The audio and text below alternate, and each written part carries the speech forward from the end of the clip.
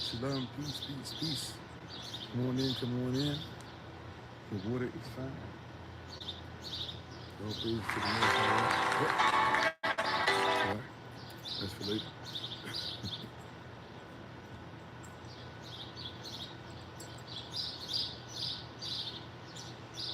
Prayerfully all is well with everyone.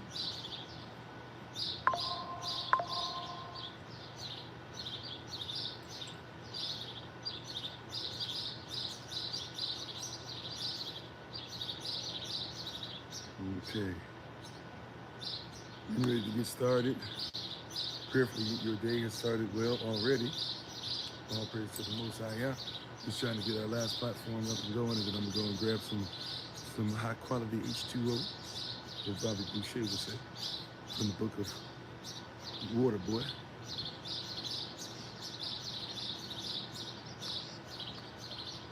Second chapter, third verse.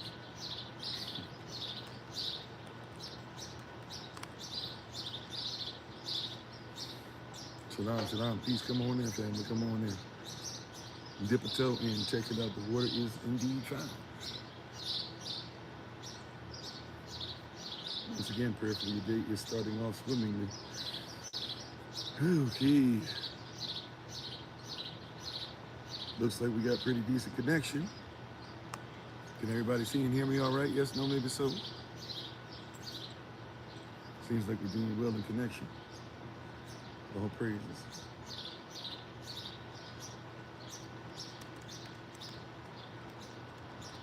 Shalom, shalom. Come on in, come on in. Yes, you can. Alrighty. Cool. Give me a second. Just getting that last group on, and also getting ready to grab my water, which is just right there. So I'm not gonna be gone, but a hot second. Just gotta walk over to it real quick.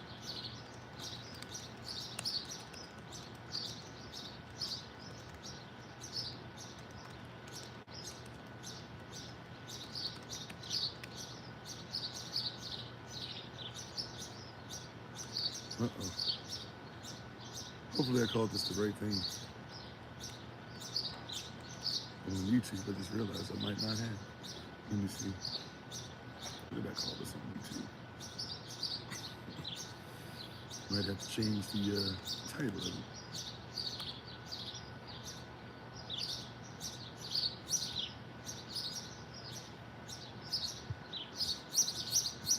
Let's see, what did I call it? Okay, we called it the correct thing. All praises.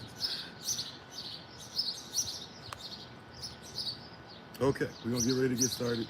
I'm about to walk over, get my water real quick. Hopefully, once again, everybody's doing well. Thank you for joining us. I appreciate you so very much. All right, we're gonna get ready to move into this word. All praises. Hopefully, everybody's ready. Hopefully, everybody's rested. Hopefully, everybody's had a chance to operate in their gifts, do what God's called them to do. I should be right back. I'm grabbing my H2O. We're gonna get started.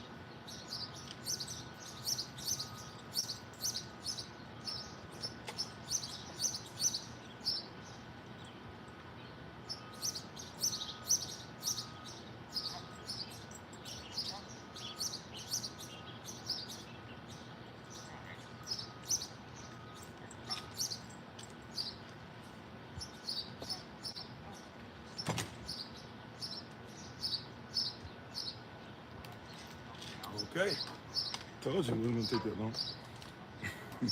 Some of y'all were like, Kofi be on here talking about he gonna do something real quick, and 25 minutes later, nope. I'm right here, I'm ready to go. All right, everybody ready? Everybody ready to get started? All praises. Oh snap, I don't have the last group of me running. All right, everybody ready to go? Here we go, here we go. We're gonna go ahead and jump in.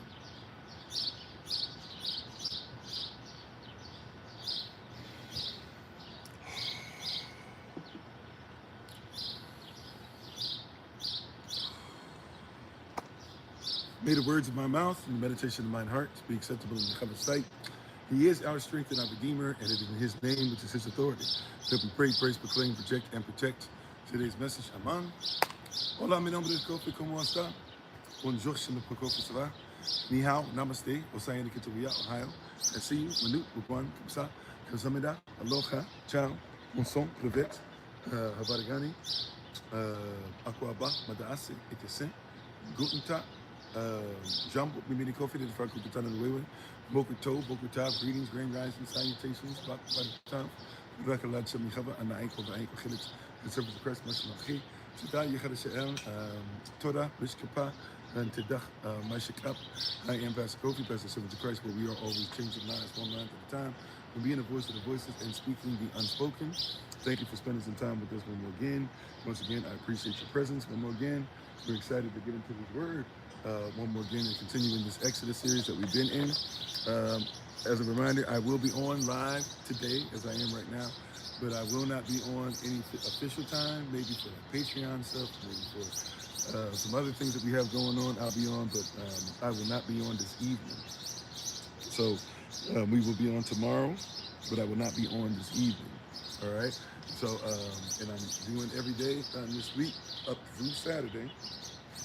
After Saturday, I am taking a mini vacation, celebrating the anniversary. So we'll be gone Sunday through Wednesday, but there will be links for you guys to click on, especially if you're part of the, get the emails and stuff, so you can go ahead and just look for those links to pop up every day. There'll be a link for you, at least an hour worth of material for you to be able to come on if you'd like to be able to come on with us, if you take a break with us, all right? Just make sure, please, man, please, sir, you stay in your word and you stay consistent in your word. All praise to the Most High, Yah, for what He's doing and the things that He has done. Hallelujah. All righty. So let's go ahead and get ready to get started. If you're able to, if you can rise to your feet and reverence if you have His word, wherever you were able to reverence the word, we ask that you do so at this moment in time. Tadach, once again, thank everybody once again for being on with us. We very much so appreciate you. We appreciate your presence, and we're glad and we're thankful to be able to do what Yahweh has called us to do. All right, let's go ahead and say shalom to everybody, and let's get into this word. Shalom, shalom, peace, peace, peace. How you doing, Elder Nais? How you doing, Brother Dwayne? How you doing, Brother Alton? How you doing? I am Adam Abiyah, et cetera, et cetera. Sorry, I couldn't catch everything. How you doing, Culture Prospect? How you doing, Eric? Empress, CT, Sister Donna, Tyrone, Mahi, or Marie, not sure how you pronounce it, Daryavesh, AD, let's keep on going. Regina, Afro, Sakim, Rodney, and if I miss anybody, and thank you for the well wishes. Anniversary technically is until Sunday, but thank you for the early anniversary wishes. And once again, and I'm sorry, I didn't mention again, even though we've been talking about it a lot, we put text train together yesterday for last night, for those that are going to be meeting up in New York, or those in the Northeast region. So if you'd like to come up, meet up with us or whatever, let us know.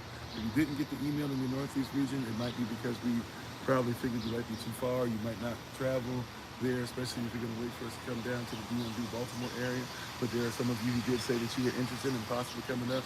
So we did send you stuff. If you'd like to be added to the text train, please, man, please, sir, let me know so we can make sure that we have you added and we have you ready to come when it's time for all us to come together and meet up. All praises. All right. So we're going to go ahead and get ready to get started. Not sure how long this will be. Probably not going to be as long as normal, but we'll see. We'll see what Holy Spirit does. This actually changed, the theme of this changed from the time, from about 30 minutes before 8, about 7:30, the theme changed. How you doing? Sister Sharon, I'm on. All right, it's there. I'm on praises, all right. It took me forever today, but we get it, all right. How you doing, Sister Sharon? How you doing, Jason? How you doing, V-Games? V-Games, my apologies too. If you're okay with it, what's your actual name again? If you want to just go off of your V-Games, I will respect it. I'm trying to make sure I learn these names and get back to myself and get back to things that I normally used to do. Ariel, that's right. You did say that. Ariel, V-Games, V-Games, Ariel. Do you go Ariel, like audio, Ariel, kind of like pronunciation, you go Ariel. Which one do you do? One or two? Like Ariel or Ariel? Second, Ariel?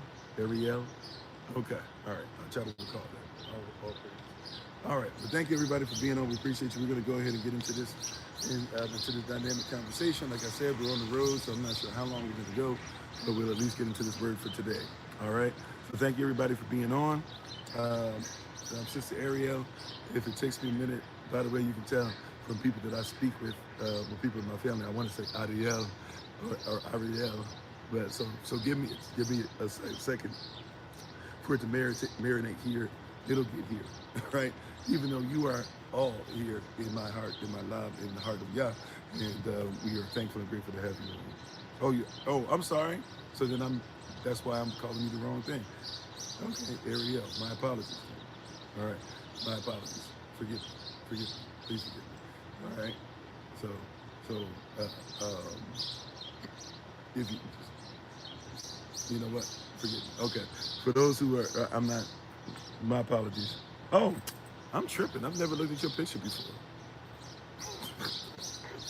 I'm tripping. I've never looked at your picture. Now that I focus in, duh. My bad. My apologies. Yeah. Anyways. Never. Well, now I know I will never do that again to you. Trust and believe. My apologies are for real. Thank you for your, thank you for your empathy. Thank you for your, thank you for your understanding. Okay, my apologies. All right, let's get into this word. Love y'all. Thank you for allowing me to be a human being. How you doing, Elder Anais? How you doing, Culture Prospect? All right, well, so we're going to go to Exodus chapter 15, and we're going to read, I believe, verses 20 and 21. Once you have it, say amen. I got it. I'm with you. I'm listening. Once again, if you're able to rise to your feet and reverence the Calvin's word, or however you are able to reverence the word, we're going to ask you to do so at this moment in time. Thank you to everybody who's joining us all over the world and watching us live later on, whatever the case might be. To the ministerial staff, moderators, SOC, Lottie Dottie, everybody, we appreciate you so very much. We cannot do this without the help of without a person such as yourself, without your viewership, your likes, shares, subscriptions, hitting notification tabs, things you're doing from the scenes, behind the scenes, even those of you who give donations of any kind, including tithes, offering, and just donations, general monetary-wise, that help us to do what we do around the world. So thank you. Thank you. Thank you. All right. Okay, here we go. So, Exodus chapter 15, we're going to read verses 20 and 21. Right? Verses 20 and 21. All praises. That's what we're going to focus on today. Everybody ready? Everybody got it? If you can put your right hand or your Bible or your device in the air and just repeat after me.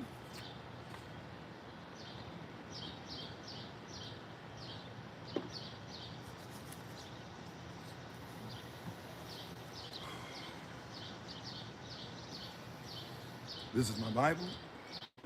This is my sword. This will I trust. So you Lord. No sword of God shall ever be heard. For this is my Bible, and this is Yah's word. Acham Yehovah, Aman. Yehovah Sham, his name is authority. Let it be done unto us. You may be seated to go back to what you're doing in the presence of the Most High. Yeah. Just two verses for you real quick. It says at Mariam or in Miriam, right? At Mariam. What it says the prophetess. Miriam the prophetess. Miriam the who? The prophetess.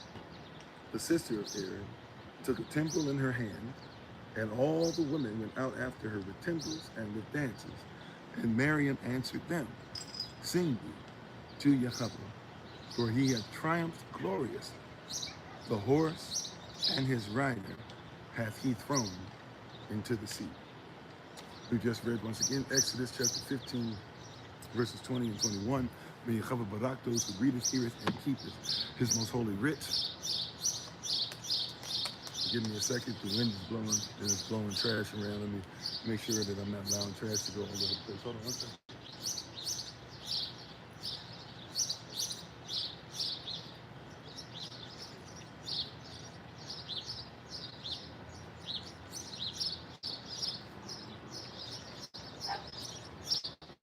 All right. So today's theme is namely this. Simply this, even. The matrix of cultural worship. What did we say? The matrix of cultural worship. One more again, just in case, right? Because we're using that term. It's many of you seen the movie and didn't recognize certain things that were going on. But just in case you don't know what matrix part of the definition means, we think about it in so many other ways, or whatever. Once again, the theme for today is the matrix of cultural worship.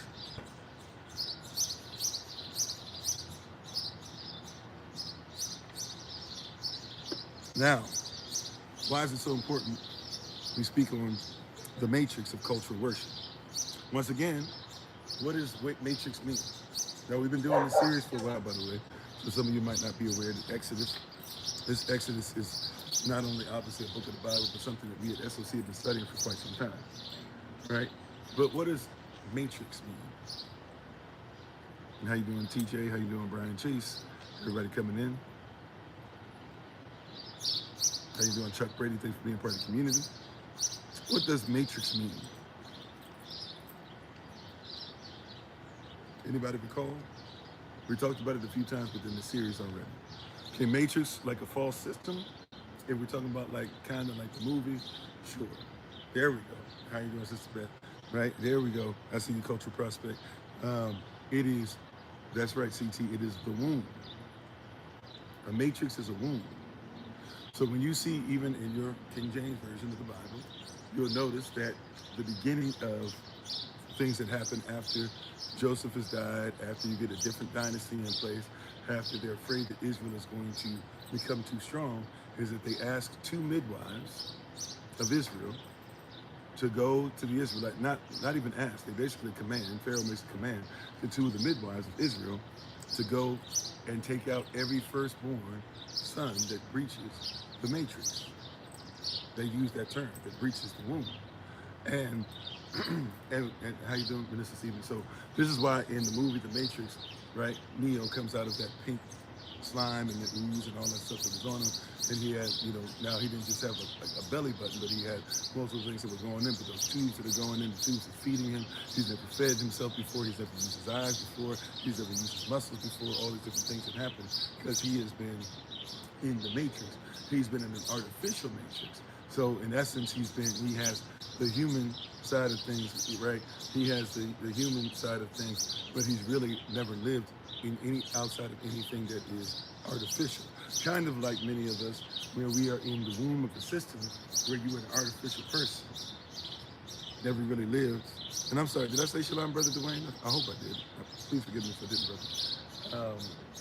You have been in the matrix. Right? A lot of you have been artificial persons. You've been in the system and of the system. See? So some persons yearn, like Neo, right, in the movie, to break free and break forth. I promise you I'm not going to be matrix heavy movie-wise.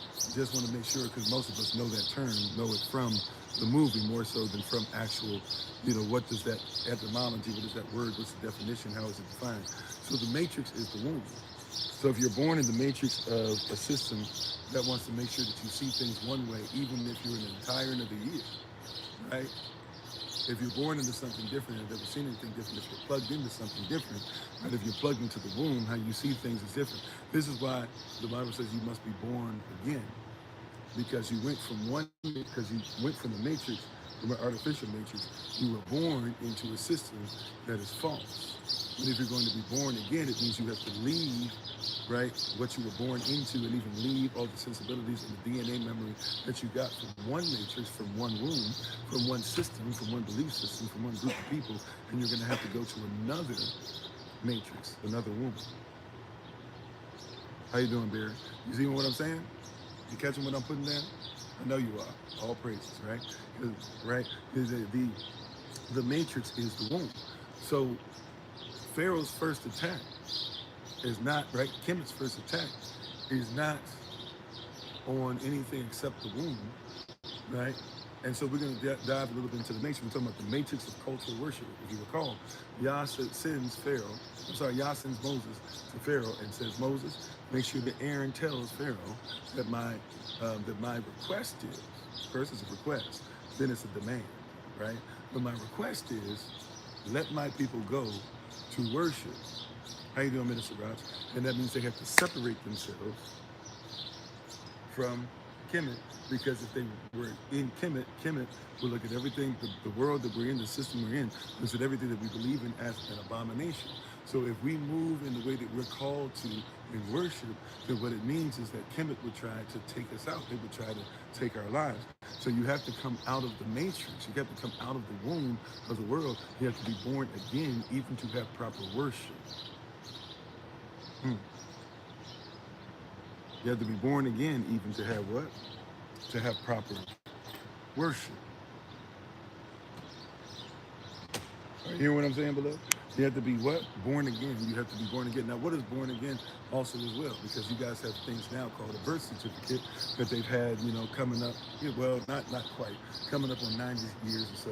But soon, you'll have 100 years, where you've had birth certificates. But these birth certificates do what? They say that you're born into a state. You're born really as an artificial person. It's a false version of yourself, right? But it's a way of identifying you or the person they want you to identify with. And if you decide to do anything privately, then you have to be born again. You have to come out of it. If you are a Mexican citizen and you want to become a United States citizen, what has to happen? You have to be willing to go through a process that says that I'm going to phase out of what I was born into and be born again as a United States citizen. Right?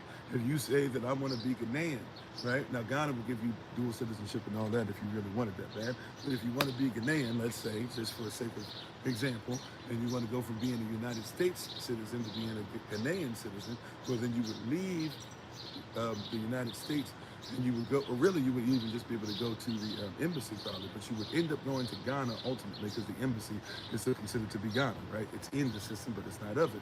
So you would go to Ghanaian ground and you would make sure you fill out some paperwork and you would go ahead and leave this system of oppression to be able to go over to Ghana, and you would say that I used to be American, but I phased myself out, and so now I'm born again into the matrix of Ghana.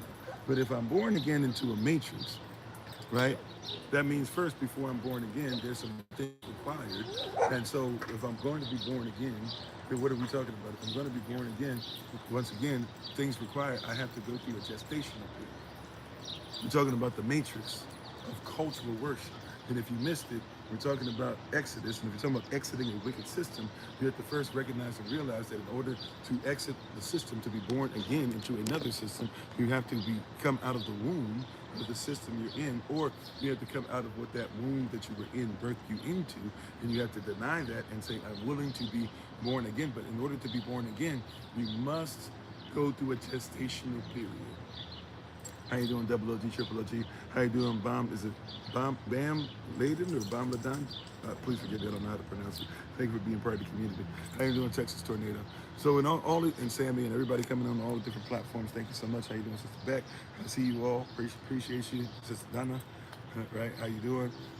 With Brother Abrams around. How you doing, sir? Much love into all of you guys, by the way. Sorry, I don't know if the children are running around for everybody. If Brother, oh man, I'm seeing so many faces. If Brother Nico, sorry, not Brother Nico, even though Brother Nico running around too. Brother Nolan, if he's around, I'm seeing faces. Isaiah, Ayana, Christiana, Aaron. I'm seeing a bunch of children just flash in front of my face. I'm sorry, I'm trying to. Kota, forgive me. I know I'm missing persons. Ethan, I'm missing. Christiana, did I say Christiana? Anyway, forgive me. I did, all the parents who are coming on, if there's any babies that are coming on that are represented in the house, we love you all. Solomon, everybody who's on, la-di-da to everybody. I miss somebody. And then there's new children that are joining up and stuff too. I miss somebody. Lyric, forgive me. But yeah, everybody who's coming on, I know it's supposed to be for the adults, but sometimes the babies get some of this too. But in all the things that we're talking about today, you have to realize that there's a culture of worship and that there's no nation that's ever existed. There's not a nation, a single nation that's ever existed without worship. Isabella, right? There's not a single nation that's ever existed, that's ever been made, that's ever been created, that goes outside of worship. So if you're going to talk about worship, you have to talk about a culture of worship. Now, if the worship is based upon the word, if the worship is based upon the canon means rule, by the way. The king is the ruler. right? If you're in a kingdom, it's a king's domain. Prayerfully, it's a wise domain with wisdom, right? But if you're in a kingdom, it's a king's domain. And in the king's domain, he speaks word. Whatever his word is what becomes law. That's where law comes from, right? The law, he is the ruler, by the way. So if he's the ruler, he's the standard of measurement.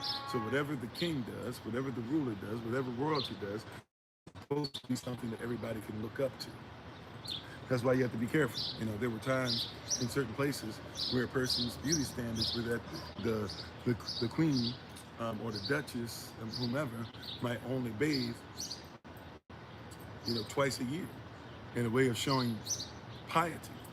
Well, if that's your standard, then imagine what everybody else is doing. Did I say shalom, Sister Mignon? Hopefully I did. Please forgive me if I did not. I did see your name pop up earlier. Thank y'all for the love and everybody being on. So you got to be careful who your standard is. See who it is that they worship, who it is that you worship, who you're putting on these pedestals, because whoever it is, and by the way, there's chain of command.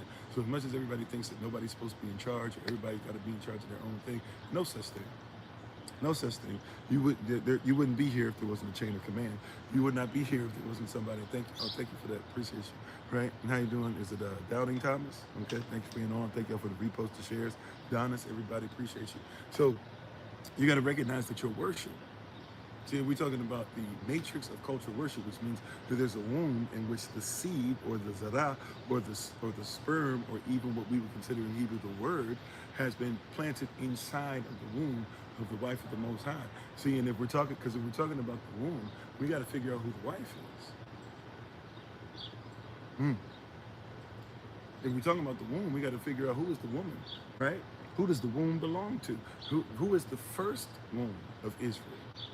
How you doing, Jesse J? Everybody who says that they come out of Israel, everybody who says they come out of kingdom, who's born again, right? If you're born again into it, it also means you were born again out of it. Those who are born out of kingdom will live in kingdom. Those who are born out of Yehadashah will live in Yehadashah. I know you're used to your birth certificate, this new thing that's been around, about 90 years or coming up on 90 years or so. But it doesn't matter where you're born as much as it matters who you are born from. This is why you need to know some of the persons you're born from, even if you can't stand your parents, even if you say, well, so-and-so wasn't in my life and they didn't care about me and all these different things. Even if that's your mindset, you still need to know who daddy is. You still need to know who mama is, because you need to know some of these curses that you carry. Some of you don't know that the reason you stand the way you stand, you say, nobody in my family stands that way. But it might be because daddy, who wasn't there, stands that way. Might be because mama, who's not there, stands that way. You carry DNA memory. How you doing, Brother Jacob? You carry. And please check out Jacob's Regeneration when you get a chance to as well. Right? Great stuff that he's posting. And I'm glad that he's, as much as they keep trying to take him down, he keeps on popping up. All praises, right? To the Most High. Who you worship is valuable, because who you worship is what? Don't miss this, beloved. Who you worship is valuable. Who you worship is valuable because who you worship, it comes from a culture. Now, cultural worship, we're talking about the matrix. We're talking about the birth of it. If you notice, once again, we're focusing today on Exodus chapter 15, verses 20 and 21. How you doing, Sister Luana? Right? Praying for you still, sis. My apologies. I wasn't able to meet up with you. It's been rough schedule-wise, but we're going to not only pray, but we're going to pray again at some point, right? We're praying for you all. Hopefully things are still going well, and as well as can be. And anytime if you need talk, anything like that, you know where to find me, right? Or, well, you know how to reach me. Sometimes I don't know where to find me, right? But there's a culture of worship.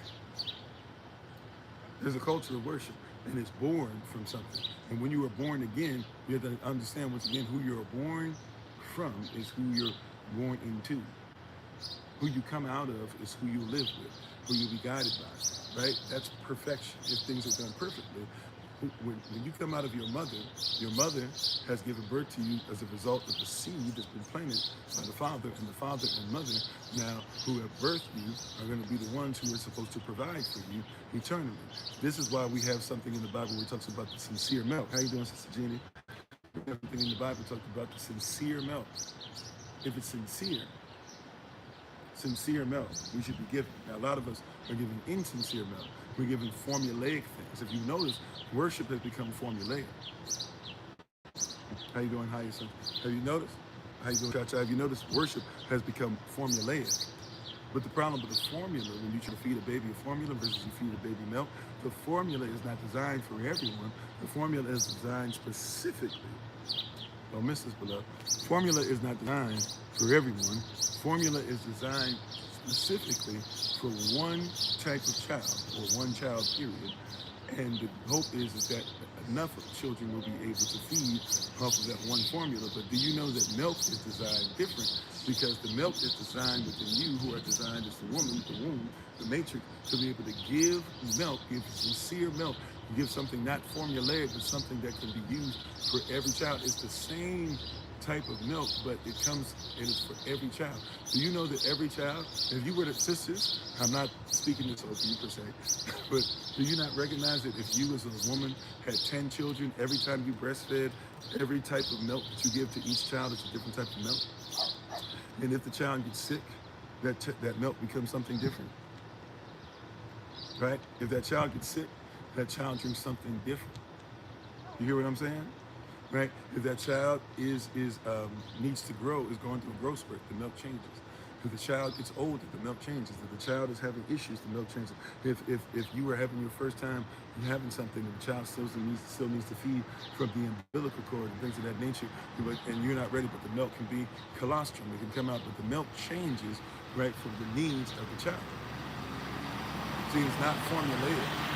But if you notice, a lot of persons are formulaic. We just want to have the same type of worship. We want to start the same. We want to end the same. We want to make sure that, if you go to a church service, no offense to anybody's church service, but depending on what type of church you're in, I already know what your service, what the flow of service was going to be, what the order of service is going to be.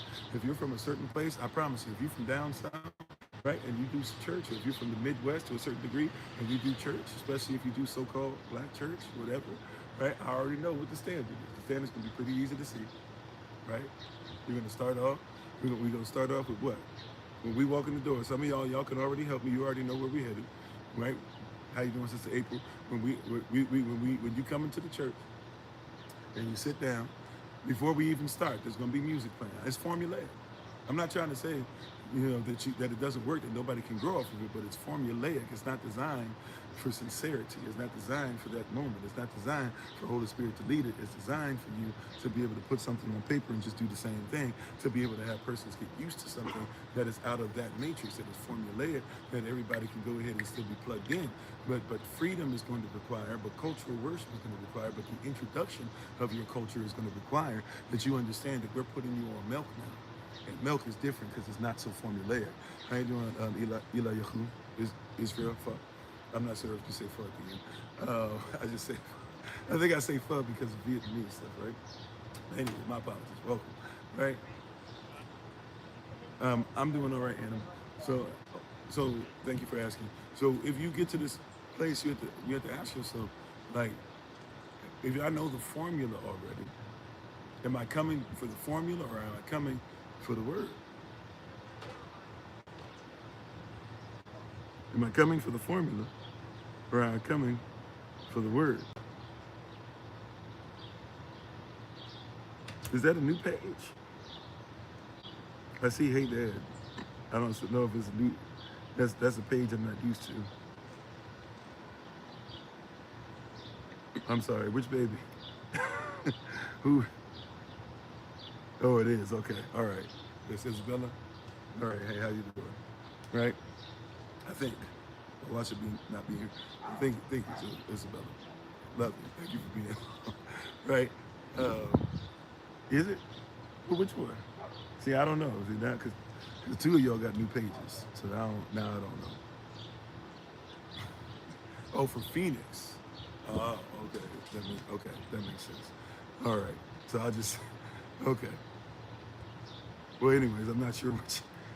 I'm assuming it's okay. You don't have to. My apologies for saying the name. So, anyway, we talking about worship. We're talking about worship, right? So we're talking about worship. And we're talking about extreme respect. We're talking about prostrating yourself. And we're talking about cultural worship. And we're talking about the matrix of cultural worship. And we have to talk about what you're born out of. And once again, we're going to talk about the womb. Whose womb? Whose womb are we talking about? Well, let's do this. Let's go to Jeremiah chapter 3 real quick.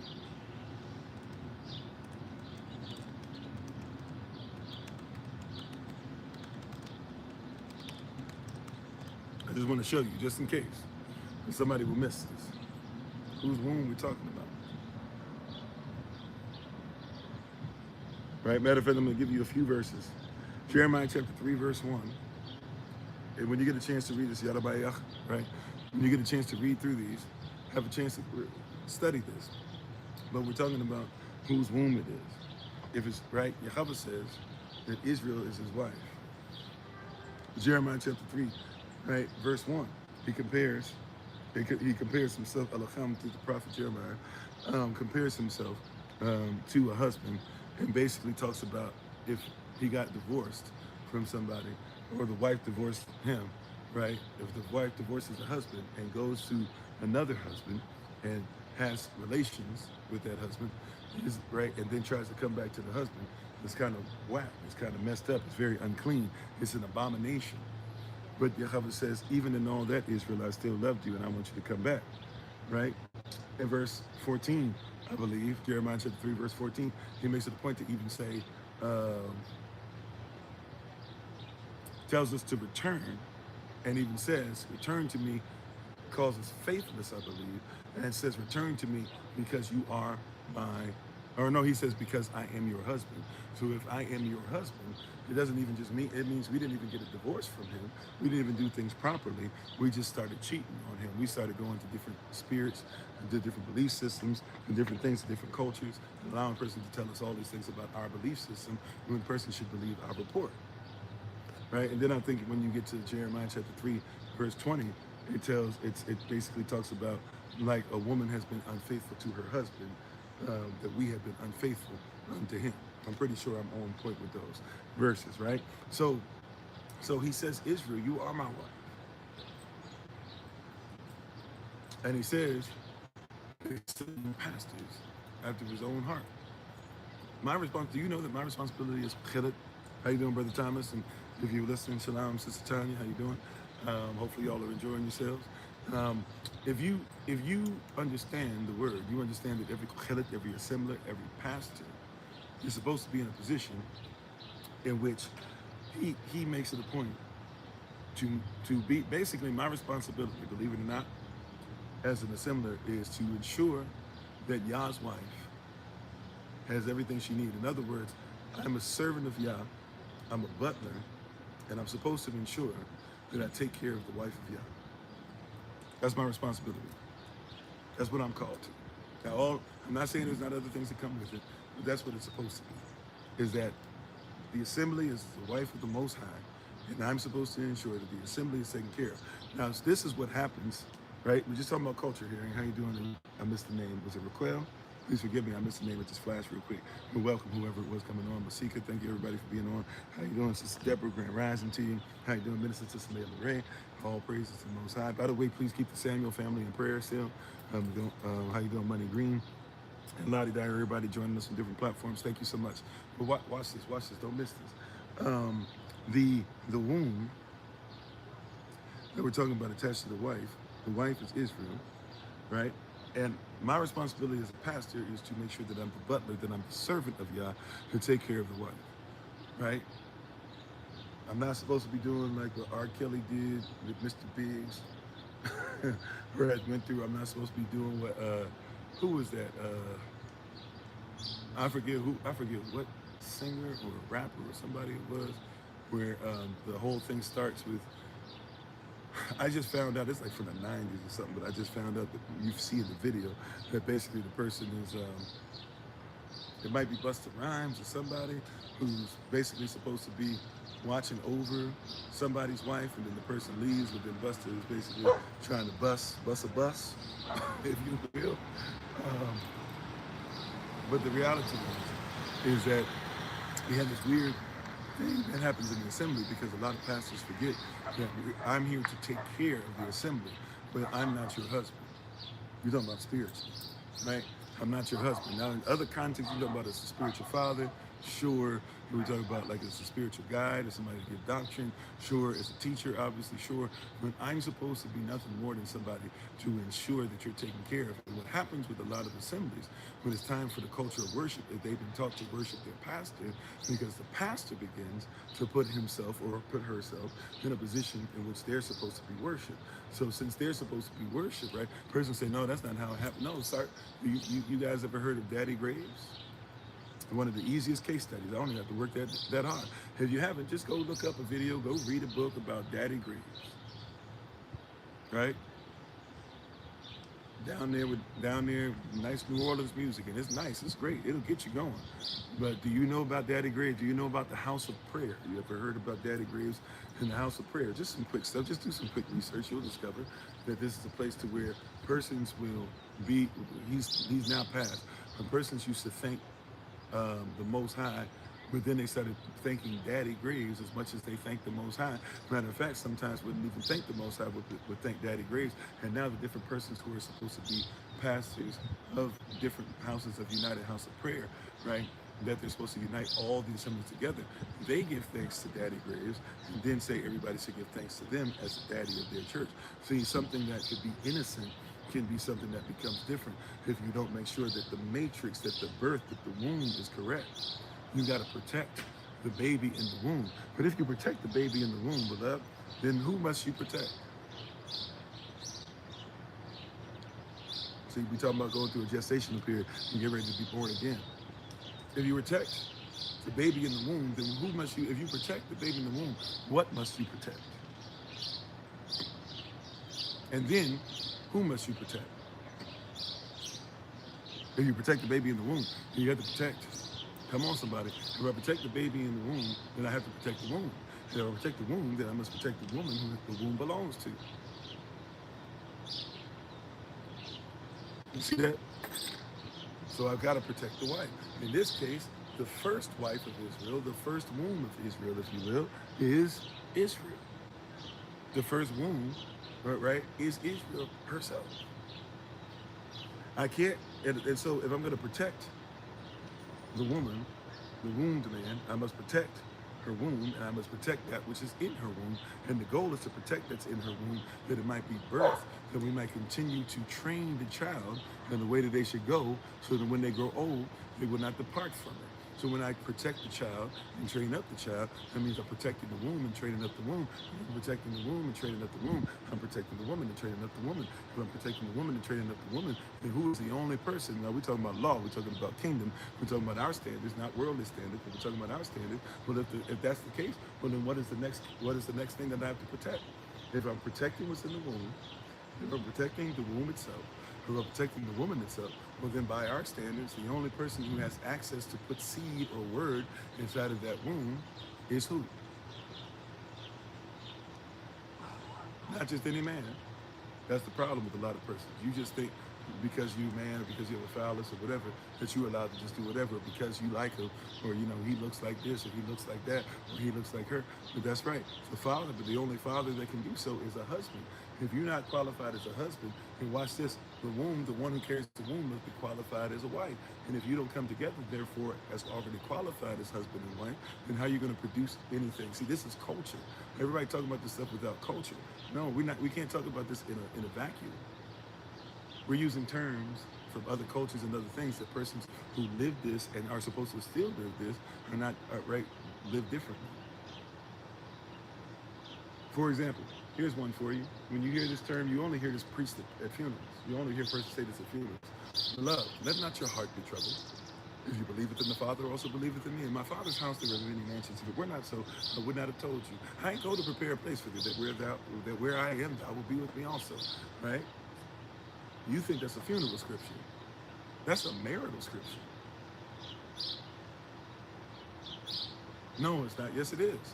In our culture, right? Biblical culture, Israelite culture, North African culture, West African culture, right? Even used to be Christian culture. Not so much anymore. It used to be that if you were going to be married to somebody, you didn't always necessarily get to choose. Because you had parents and you had a way and you had a culture, you had a belief system. And by the way, All these persons, when you're talking about Exodus, they lived with each other. Even in times of Paul, they lived with each other, right? Paul says, give so-and-so a hug and a kiss for me, because he knows them. He's fellowship with them. He's talked them. He's loved them. They've loved on him. They've made food for him. He's given them spiritual food. He made tents for them, et cetera, right? We forget that we would have came outside in the times of Moses, and everybody would have known each other. You would have woken up and you would have seen Moses and Aaron and Miriam and Zipporah and Jethro, et cetera, et cetera. You would have seen these persons. They might have patted you on the head. You would have been together. You would have walked on dry land together as a community, as a family. Now you think that you show up one day a week for service, right? And say, you know, and look, I'm a veteran. Before somebody says something to me, I'm a veteran talking, all right? And you think that all you got to say is, I'm proud to be an American, and somehow that makes you kingdom. But if you don't know about the kingdom comes before being an American. Once again, veteran. So all those who are about to put whatever you say in the comments, I fought for your freedom. I put my life on the line. I dragged people out of harm's way.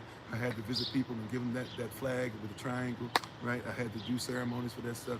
I promise you've been there, done that, all right? So before somebody try to hit me with that, just you're missing the mark already. How you doing, Pinky? Right? But I'm not trying to speak against your whatever, your patriotism, whatever. What I'm trying to tell you is that the first patriotism, if you believe what you say you believe, it doesn't belong to America. It belongs to the Most High. It belongs to the kingdom of heaven. That's what you say you believe. If that's not your canon, then it's not your canon. But what I'm saying is you won't treat persons right because you have to treat persons right better. Then I don't care who your governor, president is. In the kingdom, we're not even supposed to vote because we have a king. In the kingdom, why would I vote for somebody if I have a king? So even if you want to help your government, if you want to help your city, ultimately you don't move as your mayor moves. You move as the Most High moves. If your mayor doesn't move the way that the Bible says move, then why are you supporting them? That's what you say you believe. If you don't believe that, that's fine. If your actions speak different than your words. But Mama told me a long time ago, actions speak louder than words. Right? That's what my mother said. Right? Ma today, Mama, Ma, Mother, that's what she said. You know. And just because everybody else is doing it, she used to say stuff like, you know, well, if everybody jumps off a bridge, would you jump off it too? Right? So I'm not here to do stuff just because it's in style or just because it gives me brownie points or whatever. I live this thing, right? I travel around as much as y'all allows my family and I to do so. We travel around the world, helping persons, teaching persons, helping them to get community, helping them to grow food, helping them to get land, helping them to get resources, helping them to relearn themselves, and helping them, if you say that this is your canon, even if you disbelieve this canon, right, I still have a right to be able to help you, and we have a right to treat each other as human beings. But that's because no matter what country I go to, my first country, right, because that's even in private, even a private citizen, if you will, right? Or whatever you do in your private citizenship, your state citizenship, or some of you call it sovereignty, whatever, in your private time, in your private way of doing things, separate yourself from the world, which means system, long enough to be able to say, how can I help my brother or sister? And sometimes they might not look how you think they're going to look. So what? Sometimes they're not going to start off the way they look. Brothers and sisters don't always get along. I fought with mine. But let anybody say anything about my brother or sister, guess what? We're going to have to square up. Right, we're gonna have to squabble up, right? But you know, we have this weird thing. So the matrix of cultural worship. Once again, there's not one country that's ever existed without worship. No, well, in the United States, we believe that everybody can believe whatever you want. That's not how you started. Let's stop this. That's not what you fought over. Revolutionary War, both sides said that God was on their side. Let's stop, right? Revolutionary wars or revolution in France, guess what? God was on their side. We're going to stop playing around with this thing. For those of you who want to talk about slave revolts, guess what? You keep talking about the white man made the Bible. First of all, the Bible goes way back before there was a such thing as white. Right, and it wasn't. And if you want to be honest about it, we know what these persons look like. That being said, before you get into all that weird stuff, right? Even in slave revolts, a lot of them talk about how they read the Bible and said, "Oh, the Bible teaches us that we have the right to be human beings," and they revolted. So even in that, you're still going back to the same place. Go to China. You got to do some travel. Go to China. Learn some things about their characters, and you will discover that before they had Buddhism, they had somebody called Shangdi. Shangdi is who we call Elohim or Elohim. Shangdi, they believed, was somebody who helped Noah. Shangdi, they believe, was somebody who helped Japheth, and they use the same names: Japheth, Shem, and Ham. Shangdi, when they built their temples towards him, there was an inner court and an outer court. They believed there were three in one. These things sound very familiar, don't they? The further back you go, I'm talking about do some research, and I'm not talking about pseudoscience. I'm not talking about pseudo-history. Even if you believe it to be mythology, by the way, or similar myths that came from different places, but persons got to the same place, you still should be honest about the cultural references that are made and stop being dishonest and intellectually dishonest. Like we just got, that's why I say it's about culture. So if we're going to implement this, you got to recognize this. And once again, in our culture, you go to the womb. The seed of the husband goes into the womb of the woman, but guess where the baby learns everything first, including language. You guys think that the baby doesn't learn language until it's been around a few months. The baby learns language in the womb. There's scientists that will tell you there's research, scientific research that has been displayed for you guys. You guys can look it up, but most persons do not like to read. So you can look it up on social media. And what you'll discover is that if you take a speaker and you put a woman speaking from different languages, it doesn't even have to be the mother of the child. You have the newborn baby sit there. The newborn baby will not respond that well, or may not respond at all, to a woman speaking in a different language. But if you put a woman speaking in the language that is the native language of the baby that's born, or the language that's born out of his mother, when that's the nativity I'm speaking of, you will discover that that baby will react to the language of the woman, even if it's not their mother. Why? Because the language is learned in the womb. You learned fear in the womb. You learned anger in the womb. You saw, literally, inside your mother's womb, you saw what happiness looked like from the inside out. You learn culture from the womb. And once again, this term matrix does not mean system, blah, blah. The word matrix is talking about womb. That's why that pink sludge and the pink slime and all that stuff is in the movie, because Neo is coming out of a womb. He thinks that he's been freed. He thinks that he's not part of the system. But he has this weird thing saying, I'm not part of it. That's where that comes from.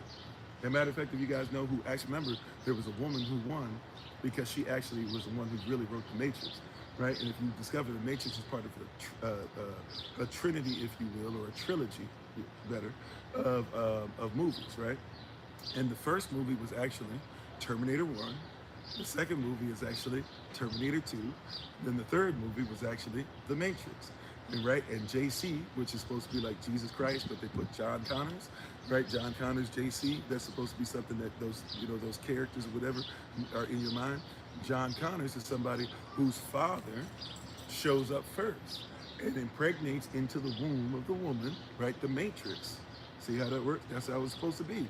See, that's why we did that watch party before. When you watch them, even though it's not the same way she wrote it per se, but you'll see these things still. There's certain things that are there. So the father shows up first, right? From another time. He exists. So we're talking about eternity. Time really doesn't have any bearing, but time, what's done in time, now can affect this, can affect that, and affect this. So now you see something. The Terminator is sent first to try and do what? To come against the Matrix or the woman, right? The father shows up on behalf of the son. If you know how the Terminator series works, the son was sent to go ahead and do what? Right? The son was sent what? The son was sent to make sure, or sorry, the son sent his father, because father and son are one. So the father actually on behalf of the son was sent, but the father was sent to what? To impregnate the woman, right? See, the father doesn't know this when he's sent, but the father goes to impregnate the woman. The son knows this because the son has been through. The father doesn't know, so the father and son working together. Now, it's not as far as the Bible, whatever, but that's not the author. The author's trying to get you to see the whole big picture. So she wrote it in a manner where you see the father sent back. He impregnates the woman. He has to protect what he's impregnated. Come on, fathers. Come on, fathers. You have to protect who you impregnate. You have to love who you impregnate. You have to teach who you impregnate. You got to tell them some things that are going to happen, right? And then he gives his life, right? No man, right? A true friend, right? Or no man loves, no man can love greater than this, right? To have the love to lay down his life for his friend, but even for his wife, though, right? Wives, submit yourself to your own husbands unto the Lord. But what does it say? 2 verses after, or 3 verses after that? Husbands, love your wives as your husband loved the assembly and gave himself for it. That's what you're talking about. JC, right? Sins somebody to impregnate, and now all of a sudden he comes out, right? Then in Terminator 2, then they changed it up from the script. But even if you look at the way that the movie came out under James Cameron, right? Terminator 2 pops up, and what happens? Now you have out of the Matrix, out of the womb, JC is running around. JC is running around, and JC now, the Terminator has been sent. But now there's a Terminator, right? The machine, the same thing that was meant to try to be your destruction, now has come back to protect JC, sent on behalf, right, or sent, by the Son, but also sent by the Father, and those that believe in the same thing, have the same goal, fighting the same mission, right? So now you're able to see JC protected. And then after that, the next movie was supposed to be The Matrix, where JC, right now they call, what was his name? Mr. Anderson. And Mr. Anderson's character was supposed to be John Connors. JC, right? The One, right? Right? Neo, N-E-O, the One, O-N-E, right? That's who he's supposed to be, the One. And this One comes out of the system, and by the end of it, has his power, right? He dies for you, literally, in The Matrix. Neo dies, right? His blood is shed. You see the blood coming out of his mouth and all that. And then all of a sudden, because of what? Because of the love, right, that he had, right? And those who love him in his sacrifice, he's able to rise up again. I'm telling you, this, if you just do some quick research, you discover how inundated your system is and how persons are using this, even though they'll tell you they don't believe what you believe. Then he rises up again. Come on, somebody, right? He rises up again, and now he stops bullets. He's able to literally get rid of, the agents, and the agent is gone now, and the other agents are scared. And then he puts a message out and says, I'm going to give persons what? A chance with free will. Everybody has free will. He says, you can go ahead and stay in the system or not, but I'm going to give persons a chance to choose, and you should give them a chance to choose. And that's where we are. And those who choose to come out of the Matrix, they can go to a place called Zion. That's why when you watch Terminator 3 and all the other Terminators, they fall apart, because that's, the woman didn't write those, right? And when you watch all the other Matrix 2, 3, and 4, a lot of y'all didn't like it. Why? Because she didn't write those. That's not how it was supposed to be. So the Matrix is important. The Matrix, once again, means womb. So whatever you're learning it in the womb. And once again, if you are born again, if you want to be if you want to be a United States citizen and you come from Mexico, then you have to deny the Mexican stuff. You have to go through a gestational period. You have to earn the right to be what? To get your green, or go through the green card and everything, and then to get your card fully, right? And be recognized as a United States citizen. We would call you born again. That's what that term means. A lot of us go to all these other places. We make stuff so mystical, it's not practical, right? That's what that means, is that you were once part of one system, but you got to come in, and you can't just come in and automatically do stuff. You got to be born again, and once you're born, we still have to feed you sincere milk, because you can't have a baby come out of the womb and say, here's a steak. You can't say, here's some filet mignon, right? I can't sit up there and say, we're going to go to a 5-star restaurant. We're gonna go ahead. Hey, baby. Hey, two-day-old baby. You ready? We're gonna go ahead. We're gonna get some margaritas and get messed up, right? Wasting away in Margaritaville tonight. That's not how it works, right? It takes time, but we don't recognize the time it's going to take for us to come out of wickedness. Once again, even the term world, if you don't know in your Bible, especially those of you who like to go to the Greek, even though it was originally written in Greek, but if you want to talk about going to the Greek, the word world there is the word cosmos with a K, not C-O-S-M-O-S, but K-O-S-M-O-S. And that with a K means that it's a system. So when it says be in the system, or the world but not of it, it's saying be in the system but not of it. So you can't have proper what you call worship in a system that's not righteous. The word righteous means to be in right lawful standing. How you doing, DZ? How you doing, Ben? Everybody on all the different platforms, thank you so much. How you doing, Raymond? Please forgive me if I miss anybody coming in here, charged to my head, not to my heart. We appreciate you on all the different platforms, whether you're watching live or watching later on. Right? So we have to recognize this as a people, as a belief system, as a culture. There has to be a womb. Now, once again, what do we focus on today? We focus on Exodus chapter 15, verses 20 and 21. What do we focus on again? Exodus chapter 15, verses 20 and 21, where it talks about now Miriam, who is a prophetess, but a prophet nonetheless, and she now gathers the woman together, the wombed men together, and they begin to sing the same song that we sung as a nation, that Moses sung with us. these women come together and they begin to sing the same songs of Zion. How you doing, Sister Taylor? How you doing, Minister Maria? How you doing, DZ, if I didn't say so already? Right? They begin to worship. Once again, what was the reason why Moses was sent? Everybody just goes, let my people go. First thing Moses was sent to say was, let my people go, 3 days journey, that's 60 miles away from civilization, that they might be able to worship.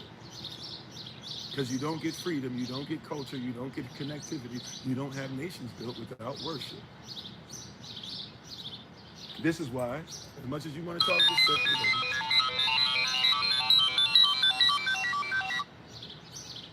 okay, excuse me, sorry about that. I think there's somebody. Can you guys hear me?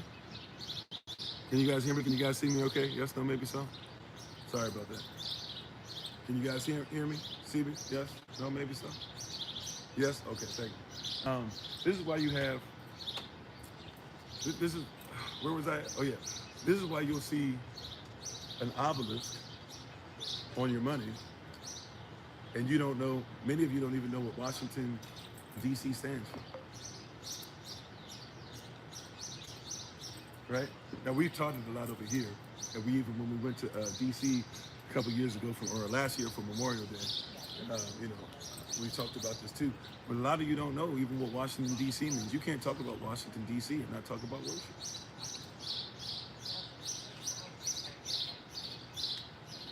You cannot. No, you don't understand. You can worship whatever you want, you and blah, blah. You cannot talk about Washington, D.C. and not talk about worship. You can't.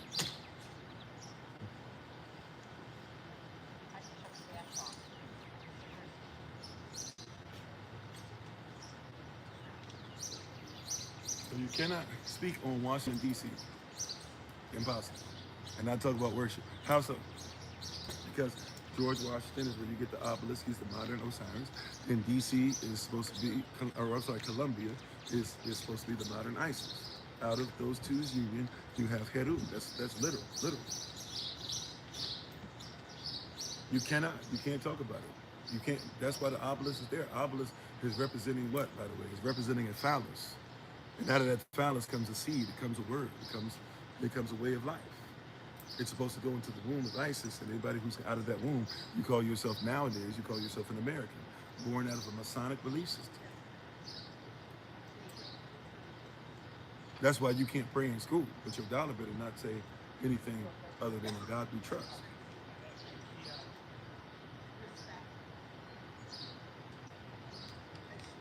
And by the way, who makes your dollars?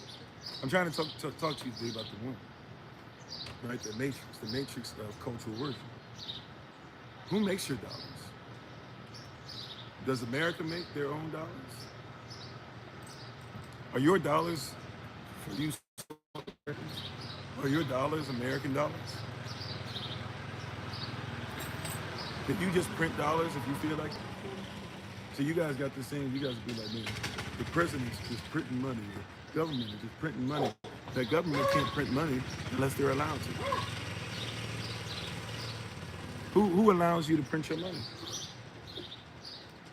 See, there's a reason why on your money it says A, B, C, D, E, F, G, H, I, J, K, L. That's 12 letters, 12 carats. You can't even, there's only 12 places that's allowed. There's only 12 systems that your money is allowed to come out of, and all of them belong to oh my goodness. The only building that's connected to the White House is the Federal Reserve building. Those are Federal Reserve notes, right? Your dollars are Federal Reserve notes. All of them belong to the Federal Reserve. The Federal Reserve Bank is not an American bank. And before somebody says, well, you know, an American president had to give permission for the Federal Reserve to exist. The Federal Reserve, listen, go read. Go ask Google what the Federal Reserve says about the, matter of fact, let's ask Google right now. I'm gonna have to ask in a particular fashion because they're gonna try to, finesse us. They don't like this information being something easily obtainable, but it is, if you know how to look. What does the Federal Reserve say about their autonomy? concerning the United States. I'm gonna see if it answers my question that way.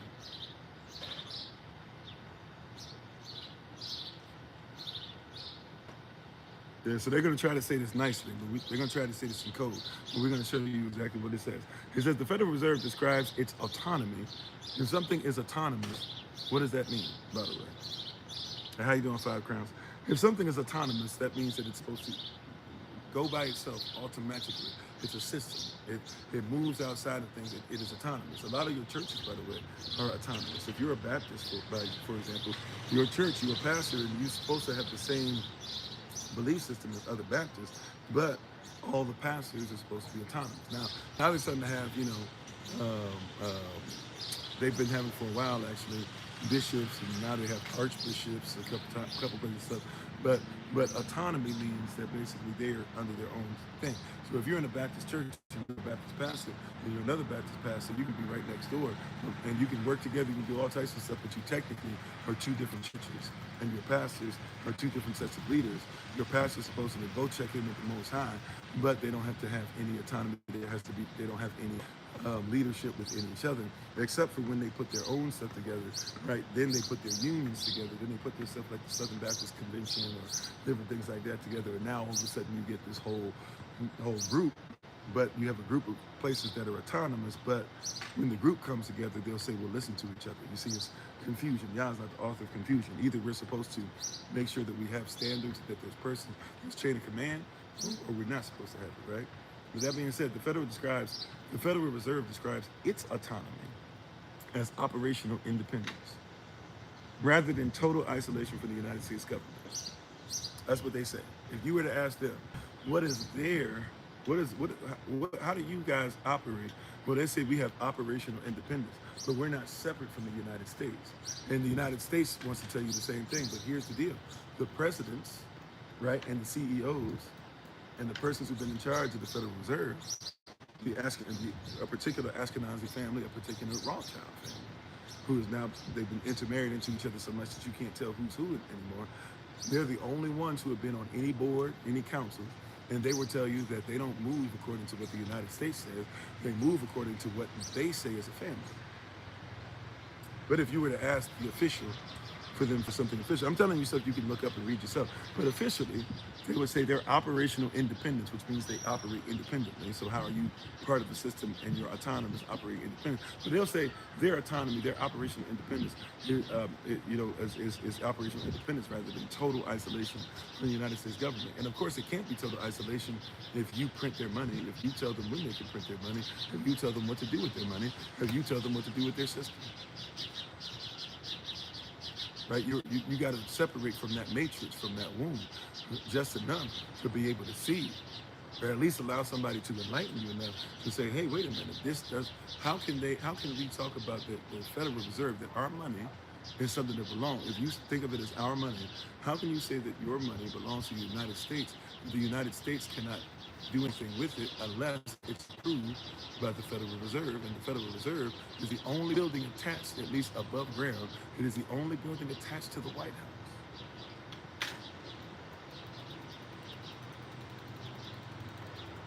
Salah, right? The only one. There's a whole bunch of there's a whole bunch of stuff underneath, but they make it a point over ground. It's the only building. If you ever saw that movie with the guy who played King Leonidas in 300, and he was in that movie where he had to run over and protect the White House. In that movie, the building he's running from to the White House, that's right next to it, that's the Federal Reserve building. How you doing, Mama Joe? Thanks for being part of the community. That's what that building is. It's the Federal Reserve building. It's the only building that has the power to say, we're going to make sure that you will stay connected to us. Matter of fact, it's a fight that JFK fought against. He was trying to get y'all away from having to keep paying and having your money printed. He looked at the law of the United States of America. He said, hey, we shouldn't be printing you guys money. You guys, we shouldn't be having to wait for you guys to tell us anything. So we're going to pay you guys off because we're in debt to you. That means we're slaves to you. And thank you, Olympus Has Fallen, is the name of the movie.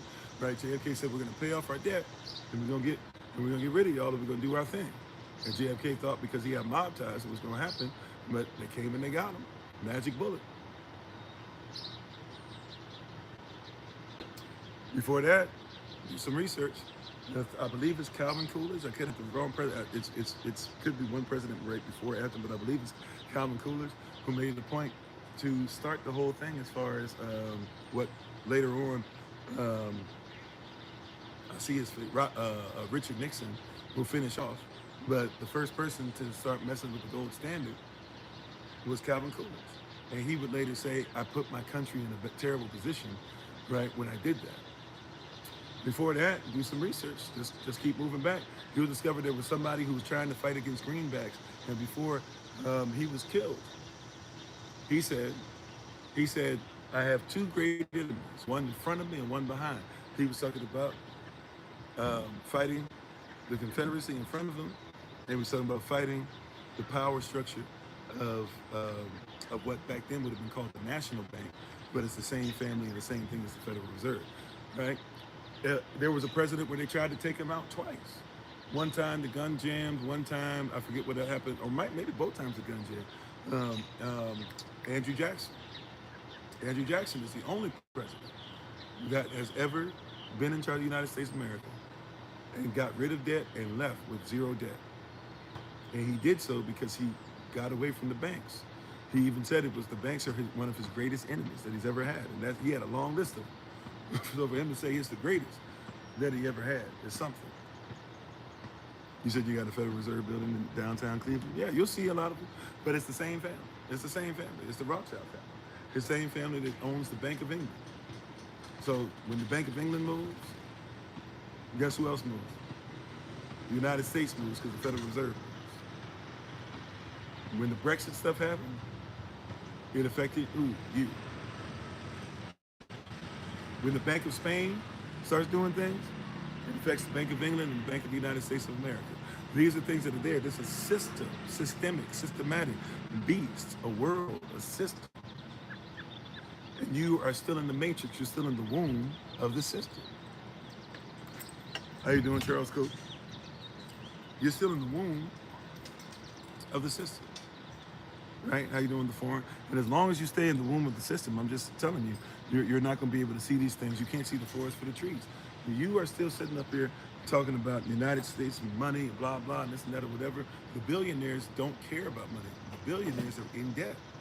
They're more in debt than you. In order to make it in the system, you have to be a slave to it. Right? One that's in debt is a slave. One that's a slave is in debt. So if you choose to be a billionaire, you got to go into debt.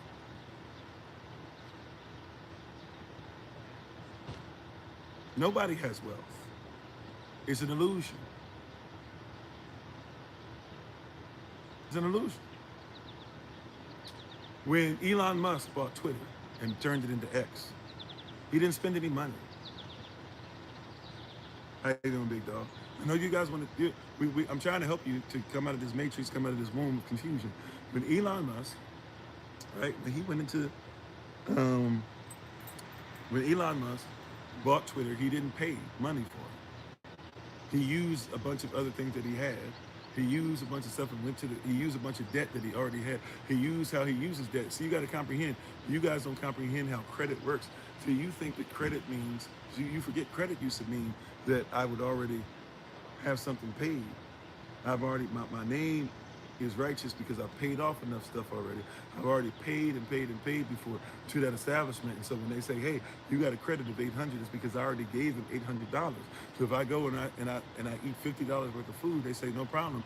Now you still have $750. That's how it's supposed to work. Now your credit is how well you do with debt. If you can have a bunch of debt go together and be a slave to it and keep it moving and keep making sure that other persons are getting paid from your debt, then they'll say, great, we'll give you more debt. Right? Because nobody's ever given you money, they've just given you debt. When they gave you that credit card, how many thousands of dollars did they put in your hand? So you think, man, when I got that credit card, it was $25,000, man. I'm $25,000. I'm out there spending, but you better be careful, $25,000. And guess what? A really great percentage, right, that you taxed on that is 10%. That's a lot. Some of y'all keep talking about you can't give a tithe, but you tithe to that credit card. You get a $2,500 credit, and you'll say, I'm going to be responsible. I'm going to spend $500 and then you don't pay off the 500, guess what? Then you now, whenever you do pay it off, bare minimum, you got to pay 550. And you're so busy talking against the tide, not realizing that you tithe every day. Yeah, we could say that. There's some Nimrod to him, most definitely. How you doing, Sister Erica? You hear what I'm saying, beloved? We have this weird thing where we're in a wicked system, and don't understand that when these persons are telling you they're autonomous, they're not even part of what you think. They're leading you by telling you that, hey man, we're the Federal Reserve, we're doing this, we're with you, we print the money, so you know we're part of the government. No, they're not. They got you believing that you're part of something bigger than what it is, or that they're part of something bigger than what they are. You believe that the President of the United States, no matter who it is, Republican, Democrat, I don't care who it is, you believe that they make laws. Uh-oh.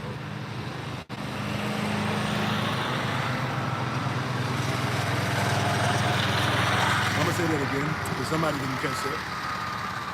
You believe that you believe that the president makes laws. You believe that Congress goes into a room somewhere and has conversation, and after much deliberation, you believe that Congress comes out and says, this is what we're going to do. But the reality is you don't even know that by law, Congress can't even come together and have these conversations if they don't make sure that lobbyists come in. By law.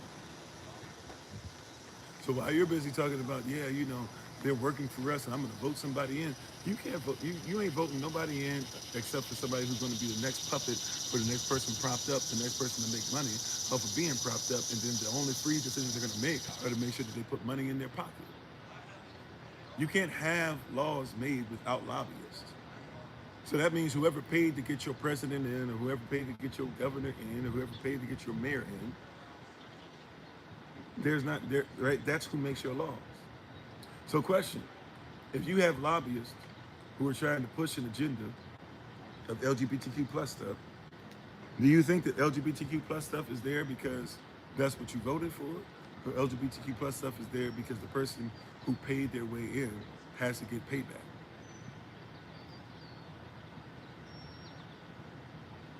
So you're using money wrong. You think that money is supposed to be saved. Money is liquid. Money is current.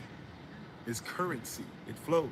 The only reason why they're using their money, the money that they have, is so that they can make sure that they can tell the government what they can do, so they can do what they want. You think that your children are being taught in school about LGBTQ plus stuff because it's the way of the world, or because it's just us coming into a new way of thought. It's a new world order. It's a better way. It's something that gets us out from being so bigoted and all these different terms that they want to throw at you.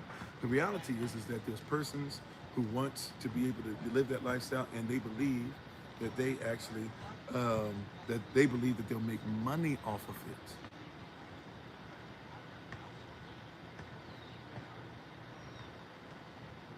See, they got us. I'm going to vote for so-and-so because they're going to fight for change. So-and-so is there to make sure that lobbyists make money. I'm going to help you with something. There's nothing free. Right? Can I just help? That's basics, right?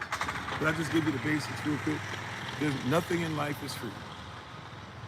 So if that lobbyist paid if that lobbyist paid $10 million, if they're now making huge lobbyist groups, conglomerates, to make sure that they can raise hundreds of millions easy and it not be theirs, right? But they can do it through all their debt around and stuff like that, right? If they dedicated $100 million to somebody getting in office, that means that they're expecting a return greater than $100 million. You know this, right? This is business. This is capitalism. I hope I'm not speaking super foreign to you. That's the way that works. Come on, somebody. I know they want you to believe that everything's just clean and we just out. No. That's the way that works.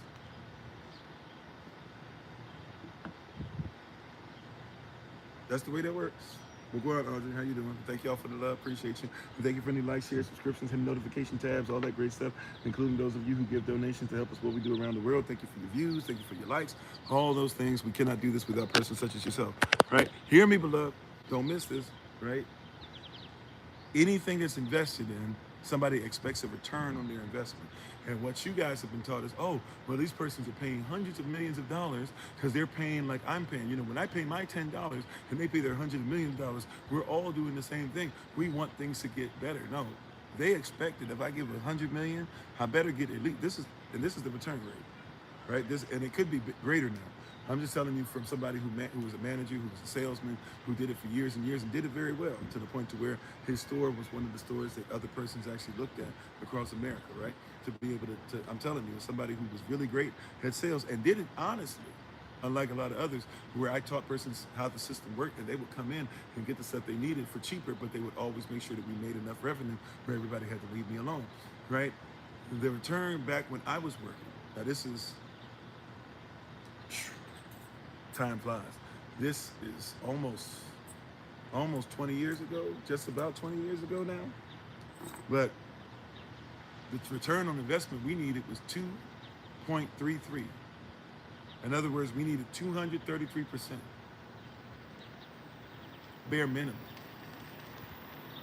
So if you ever go to some of these places that rent to own, even if they don't call it rent to own, like an Aaron's or Rent-A-Center, or you know, any of these places. You can go to even Ashley's now, different places all over the place, and they'll say, oh yeah, you know, or even you know, rent is not layaway is not rent to own, but you know, kind of like a layaway plan, but you know, with more.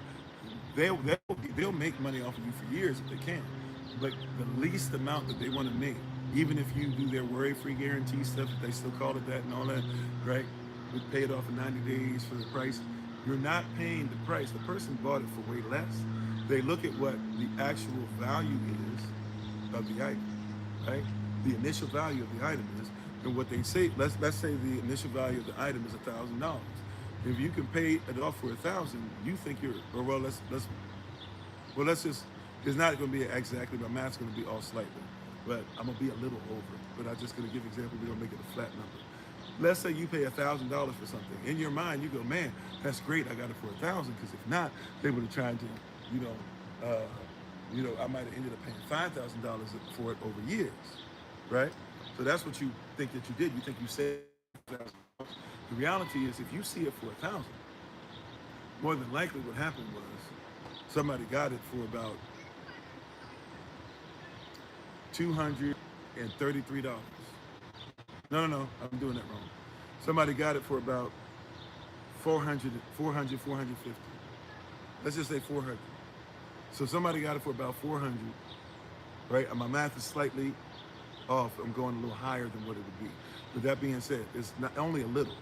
So let's say you bought something for $1,000, right? And you're like, man, I saved $4,000. No, they bought it for 400. They made 2.5 times what it was off of you.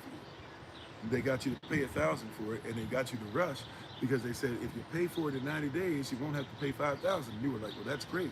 Now, while there are persons who need to make money, that's somebody raking you through the coals. But what happens is they know most persons, when they do that, will end up getting close but never be able to pay it off, and they'll just say, hey, we're sorry, that's the contract. If you want, we can take your stuff back, right? Most persons say, no, I like what I just bought. You want to pay it off, so you'll pay it off for years. But if you're a person that says, you know what, it's just too much, or you say, man, you guys aren't going to screw me over, you can take this back. They come and take it back. You know what they do? They see that you kept it up in great condition, right? Because you don't want to get charged for messing their stuff up, right? And you don't own it yet, and even if it's yours, you want it to look great. So now that you took care of it, what happens? They take it back and they say, okay, we won't charge anymore $1,000 next time somebody wants it. We'll take it down now to $987 because it looks like it's almost brand new. It looks like it's right out the package because it kind of is. So we'll sell it as if it's brand new right out the package. Just like it just came out yesterday, although the person had it for 2 months, 3 weeks. And then what do? You pay it again, right? So they're making money off of debt. They've already paid off the TV. Matter of fact, if you paid off $900 and it was only $400 for them, you already paid it off 2.25 times. You already paid it off. They already made 225%. But they'll say because they didn't make that 250, they'll say give us your stuff back, right? If you won't pay it off now and pay what, 400 to 5,000 is what? It's crazy work. It's what, 12 and a half times what it was. So if you won't pay 12 and a half times, give our stuff back. And since you paid it off 2.5 times, that will make somebody pay 2.4 or instead of 250% this time, we'll make somebody pay 240%. And we'll say we're saving them money. So you were saving your money. It's just like new. You might as well get that because it's only 240%. You don't know that though. You just go, oh, well they say I can, I can pay it off for instead of 1,000, I can pay it off for 950. Not realizing that, or 980 something. Not realizing that it's already been paid off. So they're walking around with stuff that they've already had paid off. This is how the system works. You've already paid off this stuff. You've already supported this. You've already built this. You've already done this. You already did. How are you paying? Look, peep game. How do you have to keep paying for water? How much new water, right, is in your system? And I get, before somebody says, well, the water goes down from the earth, it goes back up and it comes. How many new rivers? How many new ponds? Right? How many new streams are they using? Right? How many times did they even clean your water? Is it even clean? Your water? Your water? Your water? How clean is it? You're paying for the same water. How many times you got to pay for it?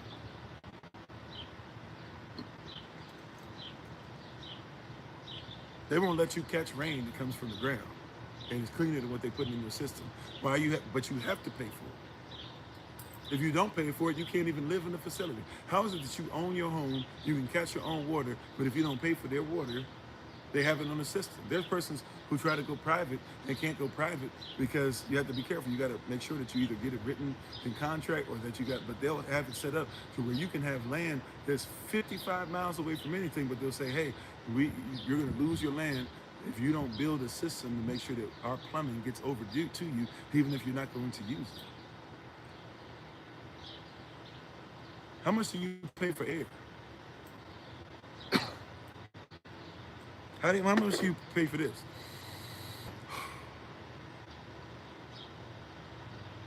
Why do I have to pay for AC? Well, you're using our electricity. Let me help you with something. Electricity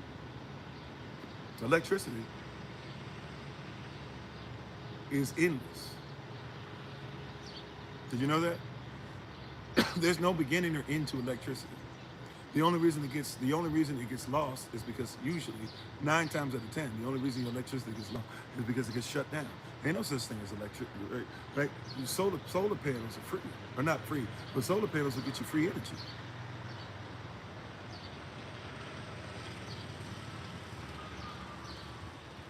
Building fires and letting the smoke rise and type of stuff and letting that be attached to something else will get you free energy. They won't let you do that. You got to spend money for it. That's how wicked you're in a system where everybody's kept in debt for something that's free. See how you're in the matrix? They attack the matrix. They attack the womb. Right? They attack the mother of the womb. They attack Israel. Israel, we're supposed to be separate of the system, working towards becoming separate. What'd you say, Ariel? Oh, selling all forms of energy, which are free? Yeah.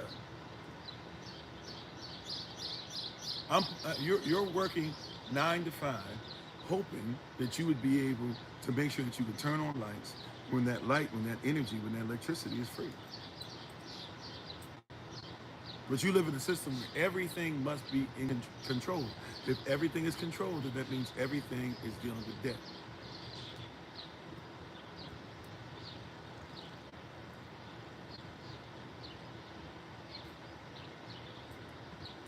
Well, see, once again, here's the deal. Even with that, Yah tells us even when we're in the land of our captivity. This is Jeremiah 29. Everybody likes to go straight to verse 11, right? But nobody starts at verse 4, where the Most High says, hey, even if you're in a wicked system, you're supposed to focus on building homes that you live inside of. I'm sorry, Sister Greta. Excuse me. I see you moving over here, Minister Stephen. My apologies. I didn't catch y'all. Right? But everybody loves to go Jeremiah 29:11. What about Jeremiah 29:4? Start there. You need to start making sure that you have marriages and that you marry into people that believe what you believe. Where's your nation? How is it that you've been in all these relationships and all these dates and stuff, but you don't recognize that if you made sure that your community is the same, you wouldn't need a date. Dating's not even in your Bible. See, they're attacking the womb. Once again, if you were going to protect what's in the womb, how you doing, Elder Tamara, by the way, excuse me. How you doing, Sister Valerie? And thank y'all for the love. If you protect what's in the womb, the child, it means you have to protect the womb itself.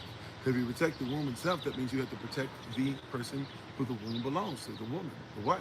Right? If you protect the wife, then that means in order to protect the wife, you have to be qualified to protect the wife. If you protect the wife, then you must be her husband, because the husband was the only one qualified to impregnate, right? To put something, to put seed, to put word, to put that thing that's going to grow, to connect with what the woman has, and that will grow inside of her garden or inside of her womb.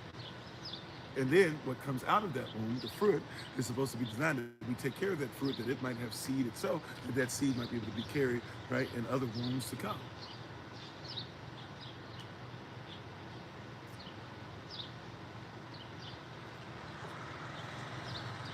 No cap protected, Armand, all praises. See, it's the matrix of cultural worship.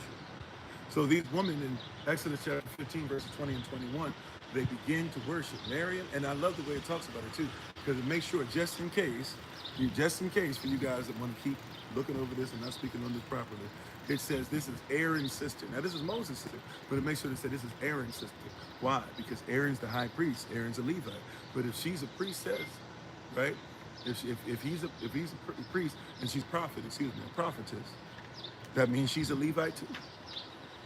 That means she's necessary to teach persons how to worship too. And so guess what? This elder woman, this prophet, the one who was the one who made sure that her brother Moses had the opportunity to be able to become what he became, she, after Moses, leads the people in worship. It says then she begins to take the women and lead them in worship, which means that, sisters, we have to establish worship with you.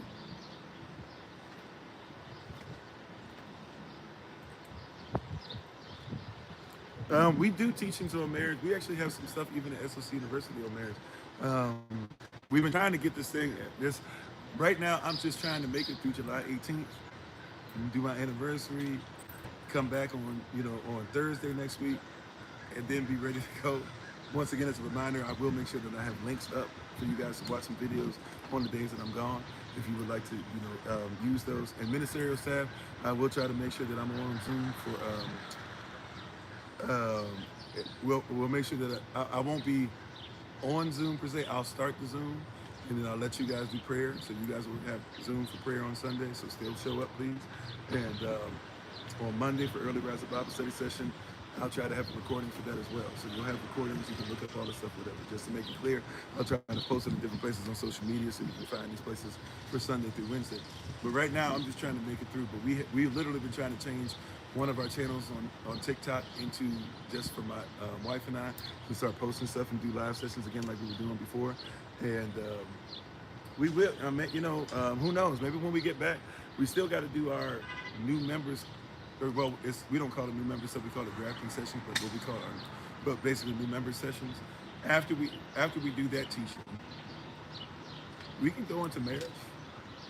If y'all want that, if you're asking for it, we can definitely go into that and see if I can do some teaching, but also, we'll try to see if we can do some live sessions every once in a while with Elder Alma and do some Q&A and stuff like that, and go through some things for sure. It's one, obviously you guys don't hear how important it is to me, how important it is to our community and to our culture. So yeah, we can do that.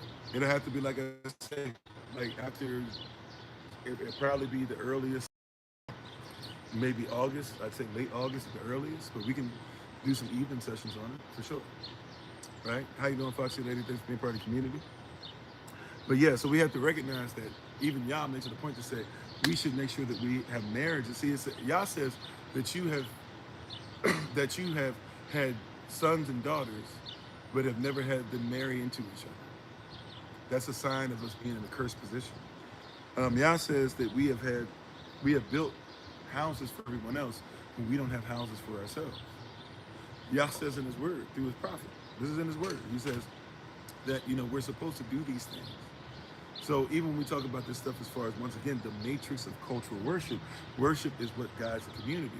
And we believe that we should worship on Sunday, right? Many of us believe that worship is just worshiping one time a week, maybe doing Bible study in the midst of it, and then not living with anybody, not sowing in anybody, right? Like right now, within ourselves, we should make sure that any business that's operating, any business we're sowing into, is a business for us. Just straight up. Any business that we're operating in is a business for us. How you doing, Benjamin, Israel? How you doing, Romeo? Thanks for being part of the community, both of you. How you doing? And I'm sorry, Mama Hurry. I don't know if I said Shalom earlier. Peace. Thank you. Welcome, welcome. Welcome everybody on all the different platforms, by the way. Thank you again. So we have to recognize when we're coming back, everybody keeps talking about we're coming back. What is the safe place we're coming back into? What is the cultural connectivity we're coming back into? What is it that we say, right? Right? That we say, who shall believe our report? Isaiah 53:1, Romans chapter 10, verse 16. Right? Paul says in Romans 10:16, after Romans 10, verses 13 through 16, after we talk about being saved, and after we talk about working towards your salvation and working towards being in right lawful standing, Paul goes further and he says, anyone who calls upon the name of Adon, of the Lord, they shall be saved. But how can one be saved if they do not believe? And how can one believe what they have not heard? And how can one hear what is not being proclaimed or preached? And how can one preach it unless they be sent by the Most High? For how beautiful are the feet of those who walk in the way. Therefore, as Isaiah said in Isaiah 53:1, Paul says, as Isaiah said, who shall believe our report? What is our report when it comes to marriage? What is our report, once again, when it comes to our women? See, our women must be protected because they are the first teacher of the child.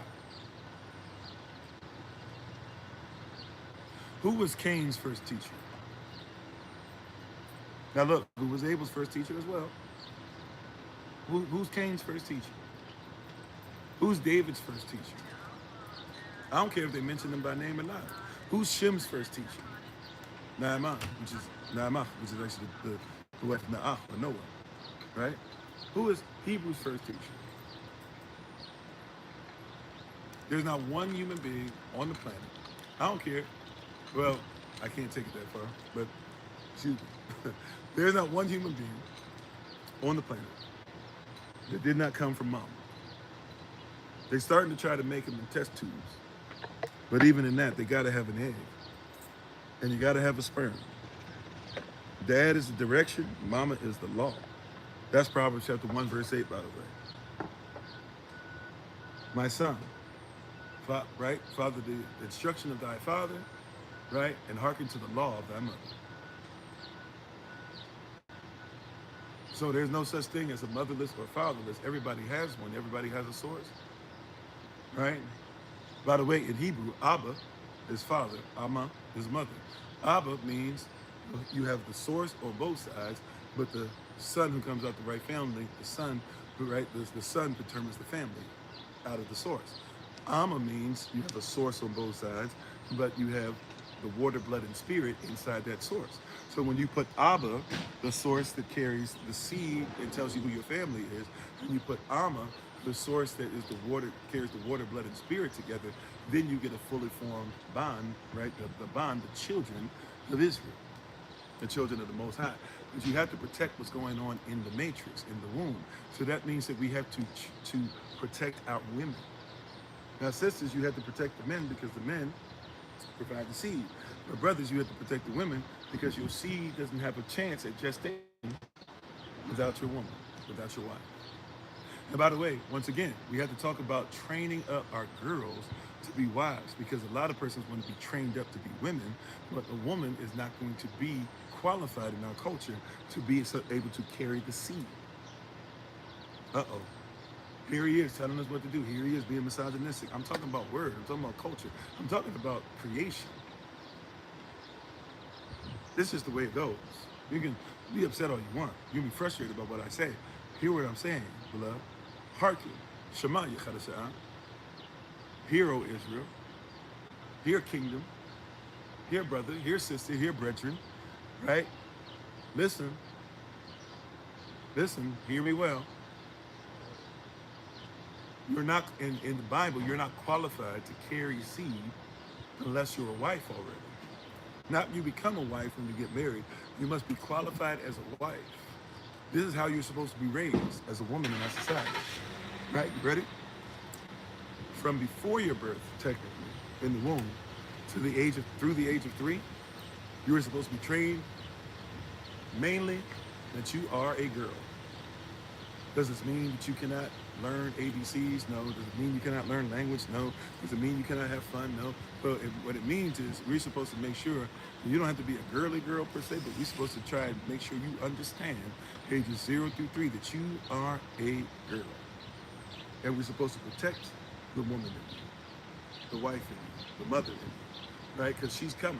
But we're doing so at first by making sure we focus in on you are a girl. This is one of the reasons why the enemy now has began to try their best to start off by saying, hey, we want to get them as young as possible to start telling their parents what their sexuality is. Because in our culture, sex is marriage, marriage is sex. So if we can start telling the child in kindergarten and pre-K and in the places that they babysat, and we can start telling persons that they should have the free will to be able to choose if they're not only male or female, but how they'll have sex for the rest of their lives, we can already defeat marriage.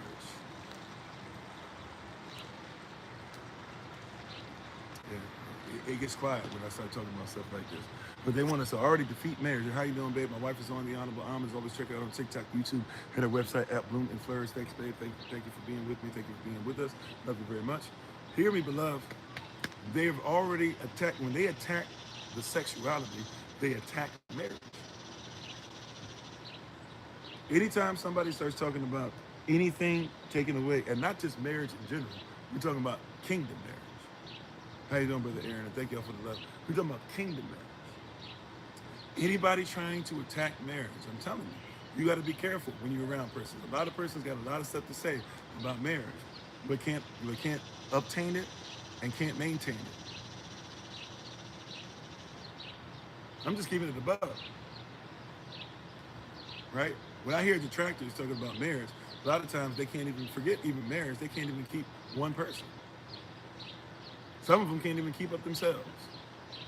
But they got a lot to say when it comes to marriage, kingdom marriage. And then they'll tell you not to get married, and then guess what? Give them about 5 years, 10 years, and what will they do?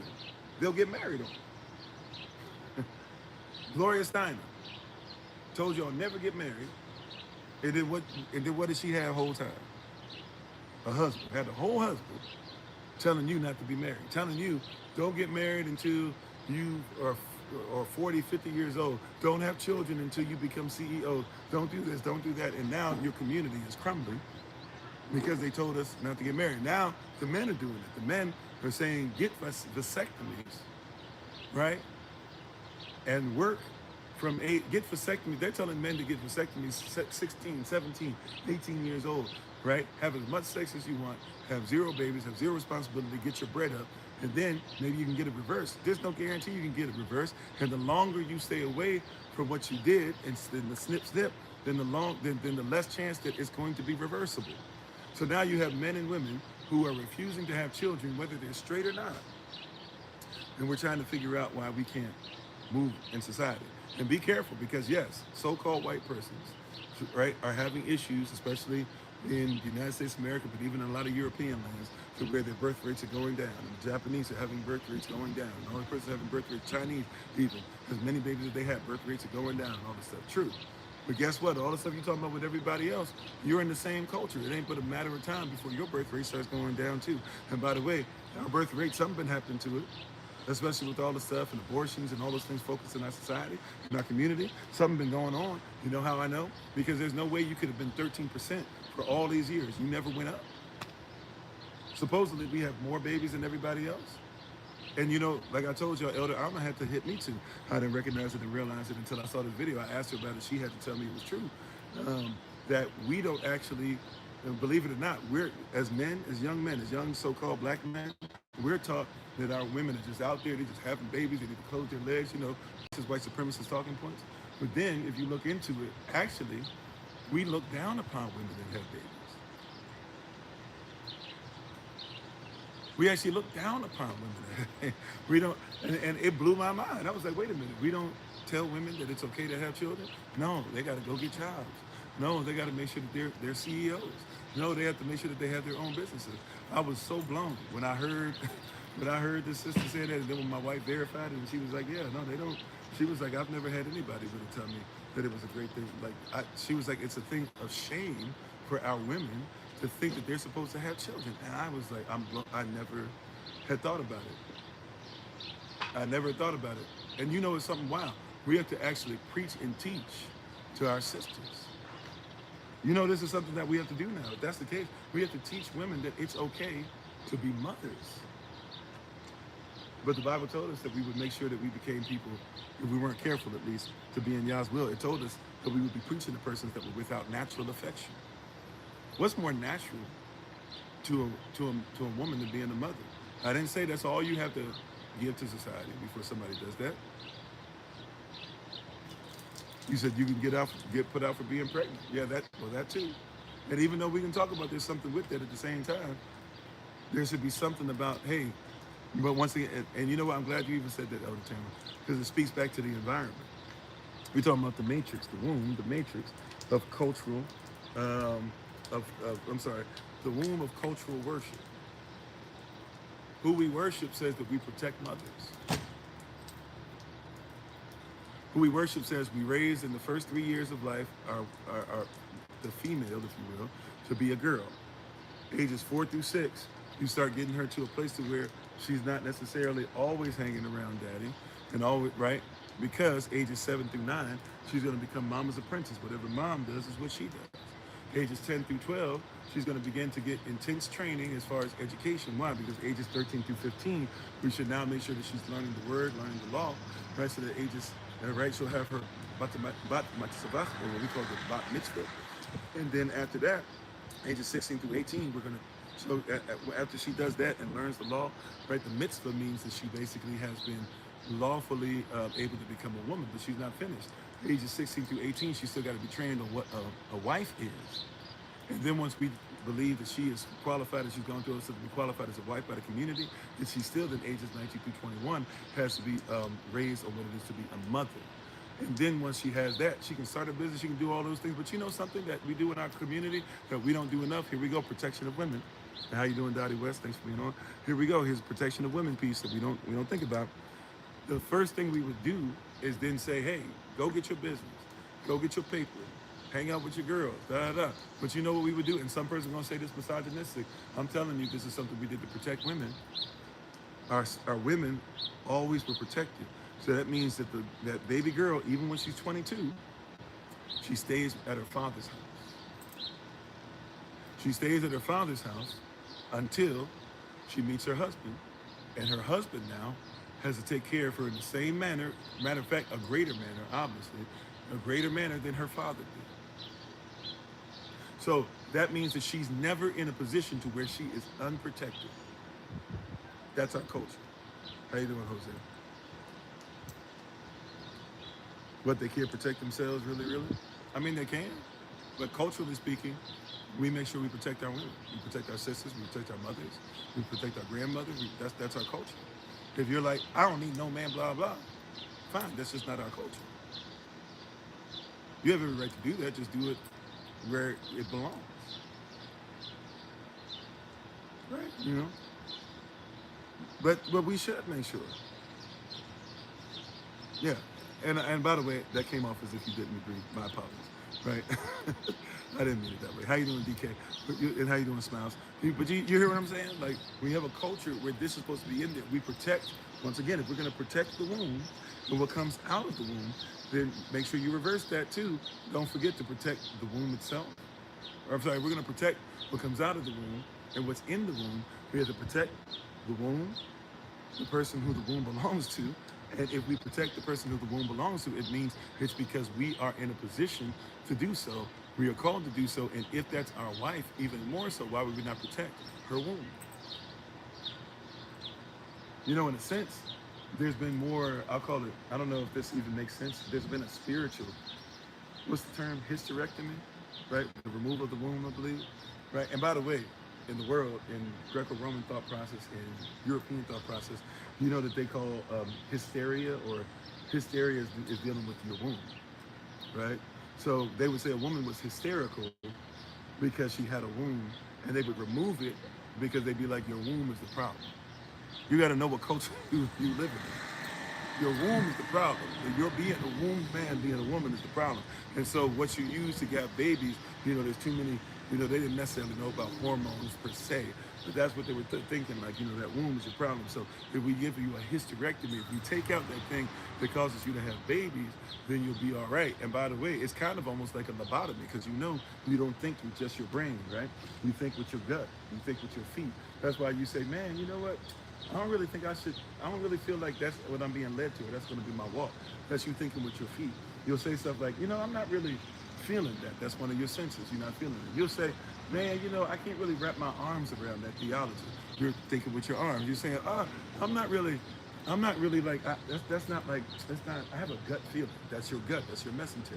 You think with more than just your mind. So if you remove a woman's womb, what are you doing? You're removing a way she thinks. And you're removing how she manifests. Right? Because what's the ultimate manifestation? What comes out of the womb? So if we're talking about the womb of Israel, we've gone through a spiritual hysterectomy, where persons have removed our womb. They removed the way that we move. They removed the way that we think. They removed the way that we operate. Oh yeah. It's serious, right? If you don't protect the womb, if you don't protect if you're going to protect, once again, the child, what's in the womb, the children being born out, being born again, you have to protect the womb. If you protect the womb, you have to protect, obviously, who the womb is attached to. If you're protecting whom the womb is attached to, then you've got to protect what? Our wives, our mothers. Right? The first teachers of any civilization. Once again, who taught you, where did you learn happiness from? Where did you learn language from? Watch this. We talked about what is your first dribble and your first shot. Where did you experience your first kick? Right? Where did you we talk about first steps. Where did you have your first taste? Where did you develop your first finger? It's in the womb. Right? So we've had an attack on the womb to man, right? The one who carries the womb, the one who we come out of. And once again, if we're going to operate, once again, we have to do this again, following the same thing. So we talk about we have to teach the child, right? Before we get on the womb man, the woman, and all this stuff, and you say, I got to blah, blah, this and that. Okay, fine. And I'm learning this myself, brothers. Right? I'm not saying I'm perfect in this. I'm trying to get better every day in this as well. Right? And sisters, I'm trying to get better in this everywhere.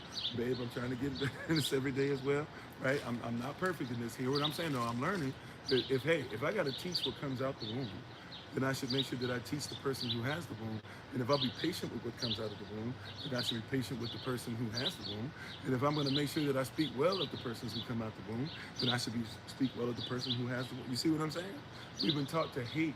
When you hate the womb, you hate yourself. Because where did you come from? Does that make sense? I hope I'm making sense. I didn't plan on going this way or whatever. I knew we were talking about the womb heavily today, but I didn't plan on going this. But prayerfully this makes sense. How you doing? Is it Artie? Artie Bolden? Hopefully I'm saying that correctly. Right? How you doing? Is Charmaine? Thanks for being part of the community. Right? If I'm going to operate in this fashion, I got to protect, and we don't protect. So if you're born again, you have to figure out whose womb we're talking about. If you're born again, you got to figure out whose womb there's going to be a gestational process in. So now this is when we're talking about the matrix of cultural worship. Matrix means womb. So the matrix of cultural worship. Now we got to have a deeper conversation. Because once again, we said this way back at the beginning. Thank you for those who've been riding with us, rolling with us for a minute, right? We said this way back at the beginning. But real quick, this is a recap maybe, if you will. Real quick, you ready? Or prayerfully you are. If we're going to speak on these things, and we're going to talk about worship, cultural worship, etc. Who is the wife of Yah? How you doing, Ms. Moore? Welcome, welcome, welcome. Who is the wife of Yah? According to Jeremiah chapter 3, we're going to go deeper into it. But if you guys recall, who is the wife of the Most High? He doesn't have multiple wives. He's got one, Israel. How you doing, Chantel? He has Israel is his wife. Okay, all right. So now let me give you, we'd be calling this the 4-piece, maybe the 3-piece. No, this is the 3-piece and the biscuit, I believe. Right? The 4-piece and the biscuit, that is the racism thing. This is 3-piece and the biscuit. If you ever have any doubt, if you run into anybody who tells you that Israel is not the wife of Yah, we have a bunch of scriptures we can go through. We're just going to hit these real quick. You ready? Are you taking note? These are simple. If you can have these in your heart, right, remember the word, right, when you deal with the word, it says it should be written upon the tablets or the tables or really even the papers we might say today, or our tablets even, if you will, should be written upon the tablets of thine heart. Okay? So these are things, if you have these 4 scriptures in your heart, you'll never be in a position to where you cannot defend, right? Because even if you don't remember what these say, at least remember the chapters. You don't have to remember the verses. So you can recall the chapters, you can read it yourself. So these are 4 chapters. If you get these are 4 places in your Bible. If you get this, nobody can ever tell you that Israel is not in the position she's supposed to be in by being the wife of Yah. Anybody else who says, oh, no, the church is the wife of Yah, no scripture supports that. You won't find one, but you will find multiple. But I'm going to give you just 4. You ready? Starting from the beginning, starting from bottom shot. Genesis chapter 3.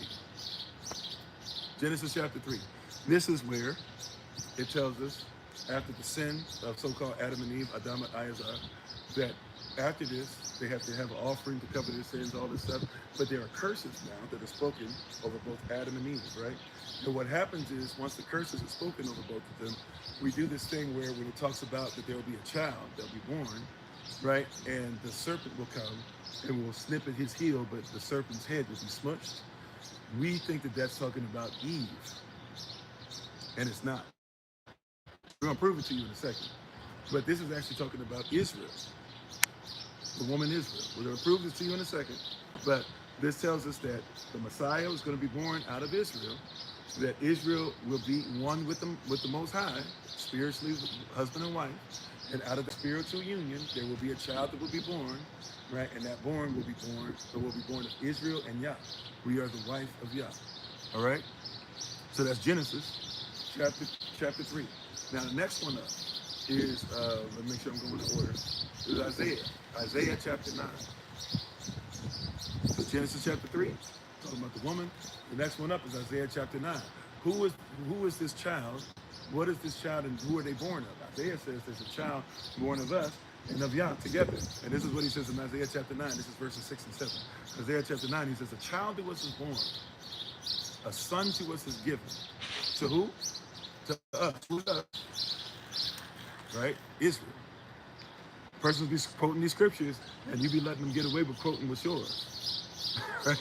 When we say all the time, you can't let somebody say, no weapon formed against me shall prosper, and every time that rises against me shall be condemned. And then if they say that, you got to say, finish the scripture. The rest of it says, for this is the heritage or the inheritance of Israel. So if you say no weapon formed against me shall prosper, that's only for Israel.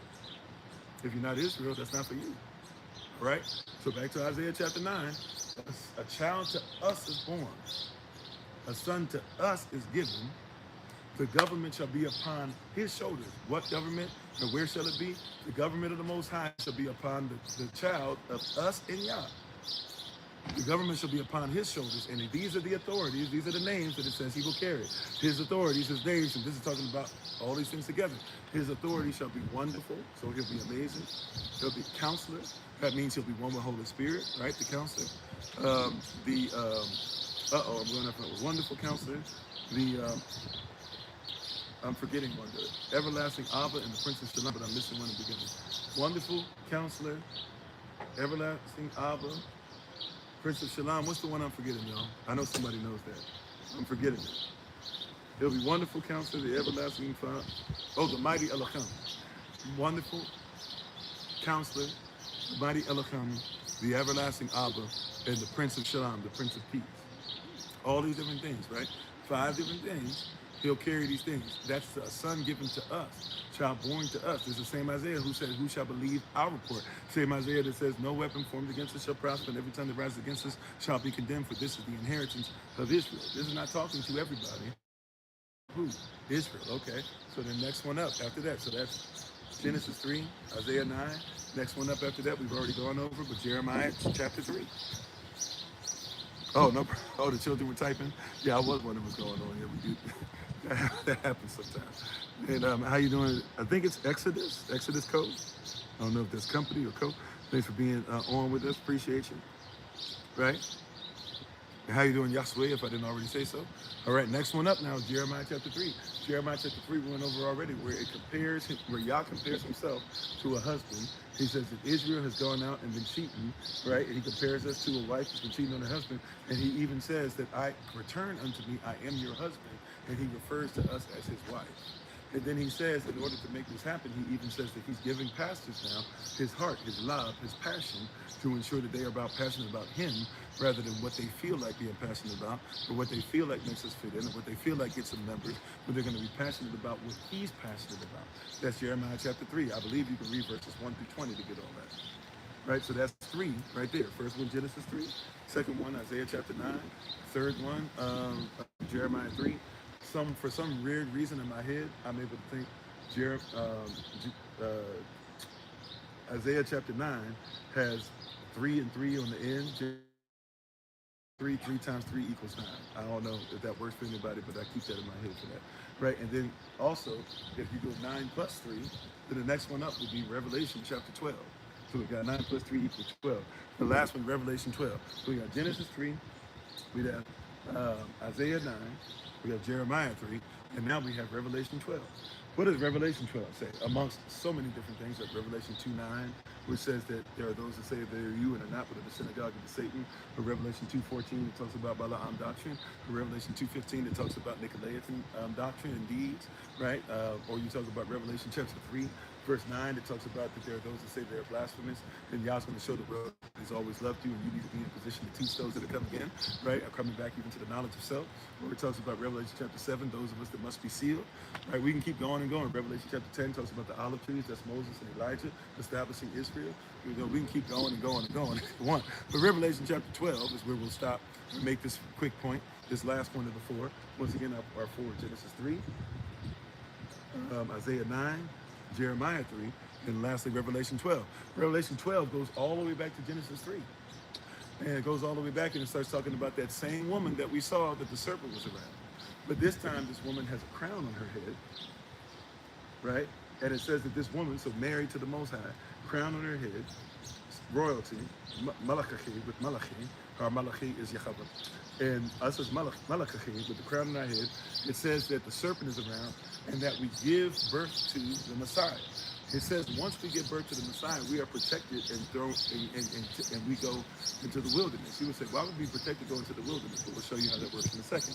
We're in the Exodus series as well. But it says we go into the wilderness, and it says that the sun is now there dealing with who?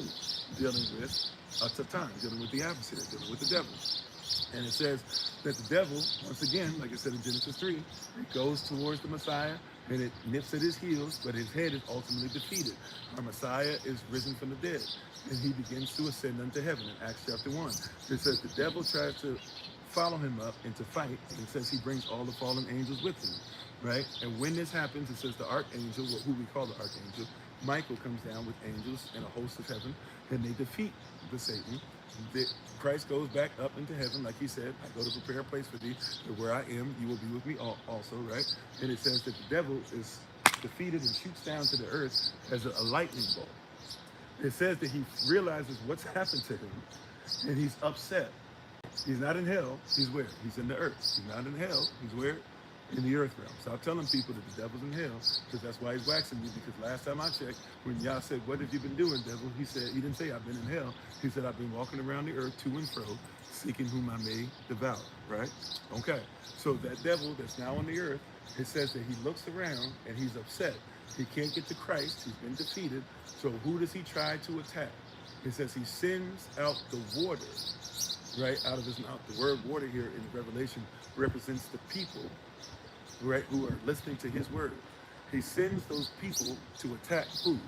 The woman, Israel, who has separated herself and has gone into the wilderness. It says when this happens, as Isaiah 40:31 says, it says that wings come upon her, mount up as eagle's wings, and she flies further into the wilderness, And it says the water, the people still try to get to her, but the clay, he is the potter, we are the clay. The clay opens up and swallows up, makes a moat basically, so where the water, the people who are trying to attack us, cannot get to us because we've separated fully. It says when the Satan finds us out, he's even more upset. So what does he do? It says that he then begins to try and attack the remnant that still is out there that needs to come into the knowledge of who we are and escape the wicked system. And that's when, out of the water, out of the people who serve him, you find the first beast in Revelation 13 that mirrors, right, what the devil does. And the second beast then are the preachers, the false preachers, who it says they have horns like a lamb, but if you pay attention to their mouth, they sound like the adversary. Right? If you're so busy saying they look like you, how many persons used to hear that all the time? You look like a preacher. Oh, you look like a woman of God, right? Whatever that looks like, right? But they look like whatever, but what do you speak? Do you speak like? You look like whatever, but what are your actions? You look like, but what have you done for your people? You look like, but are you willing to tell the truth, or are you just saying, well, you know, this is just how we get by? Like, it looks like something, but it doesn't mean it is. You need to know what it is. You need to know the word, so when somebody speaks the word, you already can hear it. See, and that's why you need to know the shepherd, beloved. Because if you don't know the shepherd, how can you know his voice? But you know what happens? Once again, going back to the womb, protecting the womb, when the child is in the womb of Israel, guess whose voice you hear all the time besides mama's? You hear your father's voice.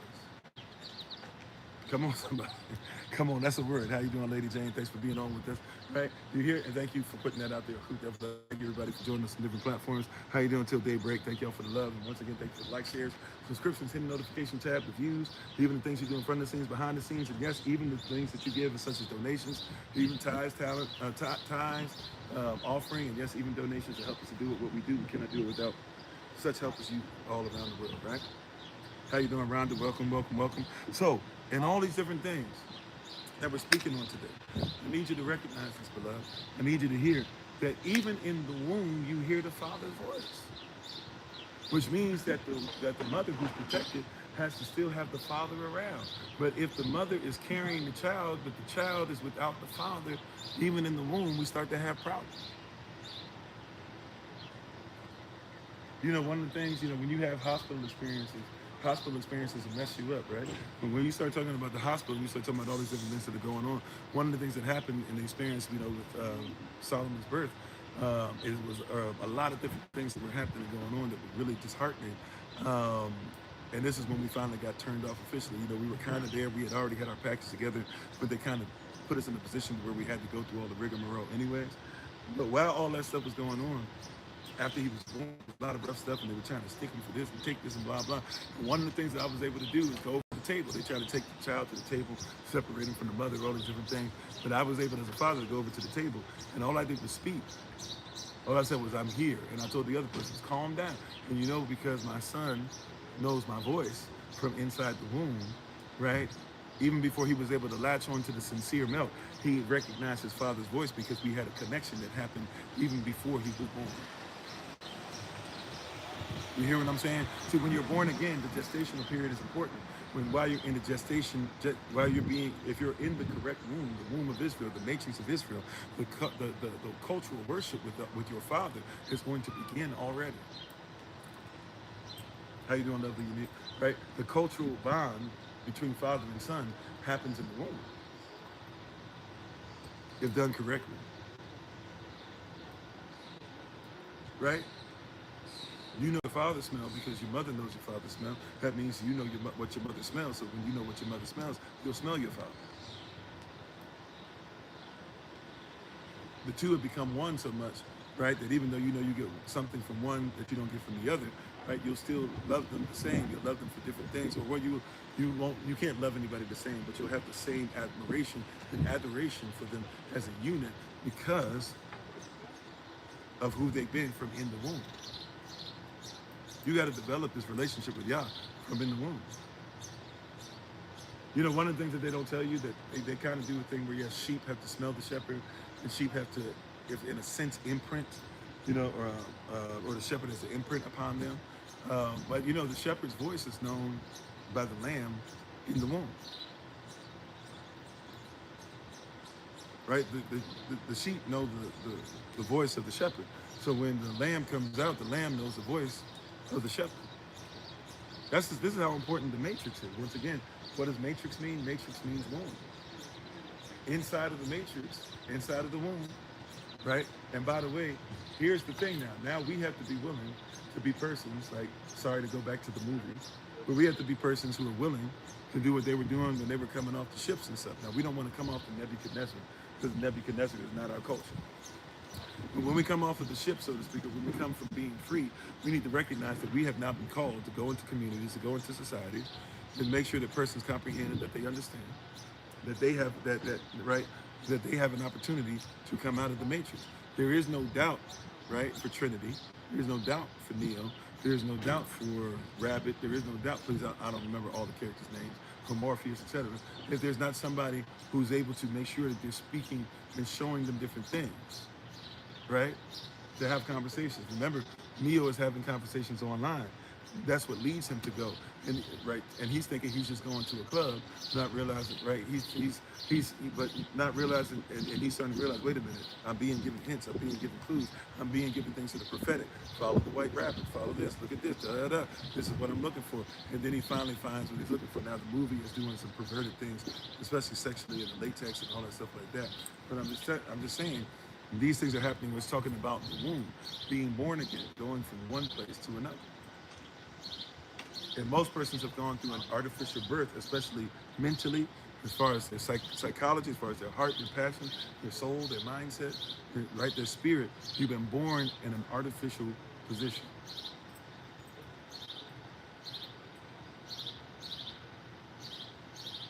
Right?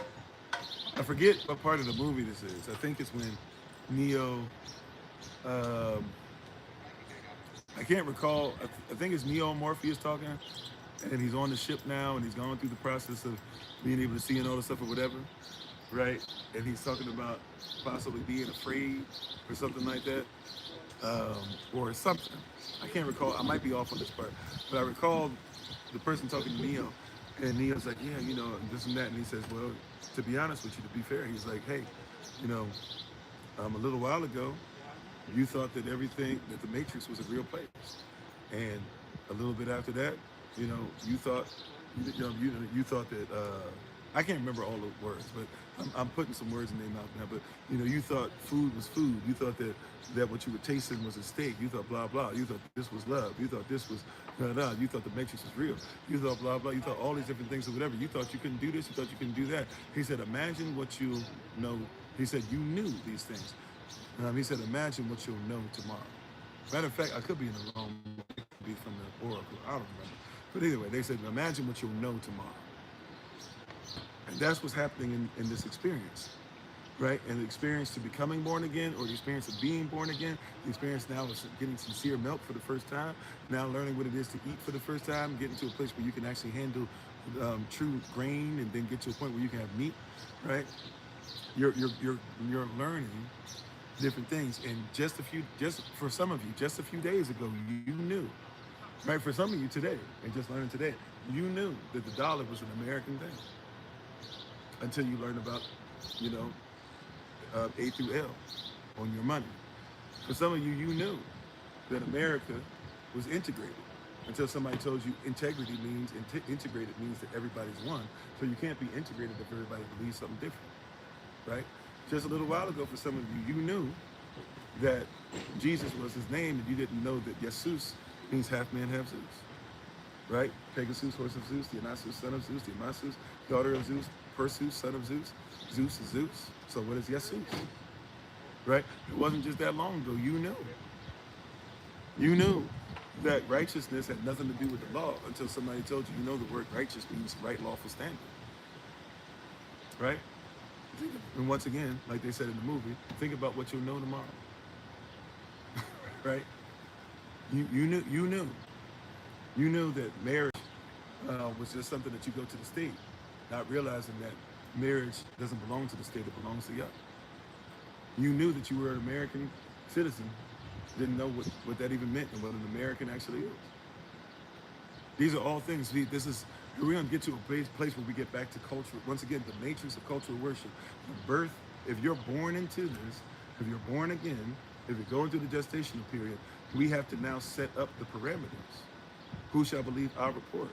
I'm not expecting somebody that doesn't care about my culture, doesn't know my language, and has never cared about it at all to be the to give me reference points. No shade. I'm not saying there are none out there. There are plenty of things you can find to support what we're talking about. But I'm just telling you that this whole thing where it's like somebody's like, hey, make sure that you show me Oluwadas Ekriano's book. Make sure you show me all the books of Flavius Josephus. Make sure that you show me what Julius Caesar is this. Make sure you show me the picture of Alexander the Great and his daddy to where they're considered to be smart. Make sure you show me King Leonidas had locks. Make sure you show me what a Negro was. Make sure look, at a certain point, it gets to a place to where, look, I can keep showing and blah, blah, but ultimately, they're not my standard. Like, you don't ask when somebody says, when somebody came and the oppressor told you that your hair made you somebody that was to be looked down upon, you didn't have to have somebody give you a book about it, did you?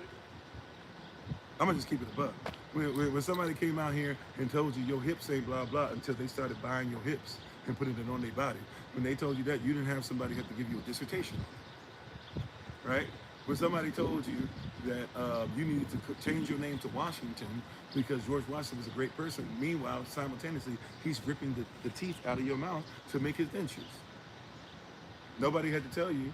Nobody had to argue. You never argued when they told you George Washington never told a lie. For some reason, with our people, we're still of the mindset, we're still locked up, right? We're still incarcerated in our mind, right? Envying the oppressor. The Bible says not to envy the oppressors, not to worry about their ways. But here it is, where you're still like, oh, I gotta make sure I verify it. What do they say at Harvard? Does Harvard back it up? Can I find somebody at Harvard who will back it up? Can I find somebody who's at Oxford University who will make sure that they can speak upon this? Can I find somebody at the great Spanish institutions, although the Spanish institutions were started by Moors and they came out of places like Timbuktu? But hey, I got to make sure that somebody in Spain verifies that, hey, moreno means what you're saying. Moreno doesn't even mean brown. Moreno in its origin means that you're so black that when the sun hits you, you're considered to be shiny. Right? Like that's, if you get a Spanish Bible, like our version, the King James Version, if you get an old, like we have old English Bibles, they have old Spanish Bibles. You get an old Spanish Bible, when it says, I am cush and lovely, they say, I am moreno and lovely. But if you tell that to somebody, hey, I need to verify that somebody else first. And this is what's happening. Once again, we don't protect the womb of our women. You know why? Because we do the same thing that the oppressor does, brothers. What does the oppressor say about our women? Right? And be careful, because Thomas Jefferson, he did wild stuff to young women. But if you're not careful, brother, guess what? You're doing the same thing Thomas Jefferson did. You talking all this trash and all this stuff or whatever. Listen to what Thomas Jefferson said about our women. Watch this. The same women that we're attracted to, but we got to talk down to them so that we can make sure we oppress them into a place of servitude. Not submission. Because, by the way, can I give you a quick thing? Not only does submission mean submitted to the mission, so you got to have a mission first. Do you know that the word submit in its origin, you ready for this? The most basic, you ready for this word? You ready for this? The most basic definition of the word submit simply means to agree. Did you know that? Can I just say that one more again?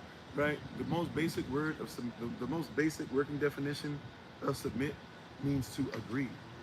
So when the Bible says submit yourselves one to another, the Bible is saying to agree yourselves one to another. Did you know that? So submission means be under the mission. Submit means be willing to agree with the other person. So if you submit yourselves one to another, you agree to each other. So if you submit to, so watch this, if our women submit to our men, that means they agree to who our men are. If our brothers submit to our sisters, that means that we agree to who our sisters are. That's it. We got to start there. Everybody talking about we need agreement. Fine, let's touch and agree. While we arguing over who's more worthy, who's more this, who sets the table, who is the table. We both eating off the dang on table. We both preparing the food that goes on the table. We both go and get jobs to put stuff on the table. At some point, we might as well agree that we sit at the same table. If we sit at the same table and our children sit at the same table, and we have the same house that the table's in, and we're trying to use the same money to get the stuff to the table, and we have the same sensibilities because we're eating the same food, then at some point, hey, we at the same table. Let's agree. Can we agree that that's a steak? Can we agree that that's eggs? Can we agree that it's great that you made it? Can we agree that I love you, right? That I love you, that I love you, that I love you. My brother and my sister, could we agree on that? Can we agree? That's what submit means in its most basic. Study the word. It's the most basic definition of submit, not submission, but submit. It just means to agree. So if I admit, so when I submit to Yah, guess what that means? I agree. That's why we say amen or aman or amin. Or what we're saying is I agree. Not amun. Amun means to be hidden. Aman.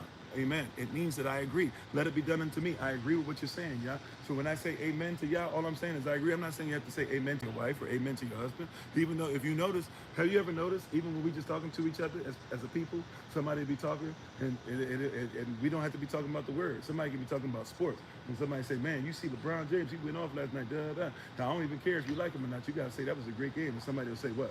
Amen. Right? That's your culture. To agree, you're looking for agreement. But you've been taught by others to find every reason not to do what you naturally look for. You naturally look to agree. And once again, brothers, let's also make sure that this is very clear. Right? Let's make sure that this is very clear. The agreement starts in the womb. When the husband and wife came together and the sperm and the egg met, guess where they met? Guess where that union attached itself to? In the matrix. Not the matrix of the world, the matrix of Israel, the matrix of kingdom. It attached and agreed. The agreement caused an attachment that caused gestation. I'm pretty much done after this. We gotta get ready to go. Last point for today. Prayerfully, you guys got something out of today. All praises to the Most High Yah. Right? We're talking about the matrix of the cultural worship. Right? Just last point for today. 3 points, but 1 point. 3 points and 1. You ready? First point is that there had to be agreement. The sperm and the egg is agreement. The sperm in Hebrew represents the word as well. So the word was spoken, if you will, right, through a clean phallus, circumcision, through a lawful phallus, that is right from a husband that's qualified to be able to find a wife. Was he found a wife and the two became one, he was able to multiply, right? And the community is backing it up as well. And this word was spoken into his wife's belly, and it went in there, and there was agreement, right? That now became attachment. The agreement, the sperm and the egg, attached itself to the womb. Baba Kasha. Right? It attached itself. Or, excuse me, right? It attached itself to the womb. So the agreement of the sperm and the egg happened together and they attached themselves to the womb. So agreement now then means that now not only do we agree, but the two that agree, we have to attach ourselves to something. Because the baby can't grow, the seed can't grow, the generation can't grow, the next generation can't grow, if there's not something that we're attached to. We have to be attached to each other and take that attachment and put it in a place to where we grow together. That means you have to be in a place, a safe place, if you will. You have to be in an environment, if you will. You have to be in a habitation, if you will. Hey, how you doing, Sir Stephen? Grand rising to you. Hopefully all is well, sir. Right? Glad to have you on. You have to have an attachment to the womb. Are you attached? See, it's not just enough to agree. Where are you attached to? You, husbands and wives, will keep trying to agree, keep trying to have all the relations, but if we don't have a place that we can be attached to, you're going to have rocky times. You know, babies inside the womb have rocky times. There are times to where things go well. There are times when things don't go so well. There are times to where food is ate that might not agree with it. There's times where the mother might have issues, all these different things or whatever, but the agreement has to have, you have to be attached. It's not just enough to agree. It's not just enough to submit. Where are you submitted and what are you attached to in your submission? You hear what I'm saying, beloved? Are you hearing what I'm saying, beloved? What are you attached to? Do you hear what I'm saying? Seriously, what are you attached to? What are you attached to? What are you attached to? In the agreement that happens, we then have to attach to an environment, and then once that attachment happens, then we can start talking about gestation. Then we can start talking about growth, but there is no growth without the environment. So you have to come into agreement, then you have to be attached to an environment that allows even for the vicissitudes of life to take place, so that while you're going through those things in life, guess what? Now we can start talking about gestation. And once you get to a certain point in gestation, now your agreement becomes manifest. Now we can start talking about the fruit, right?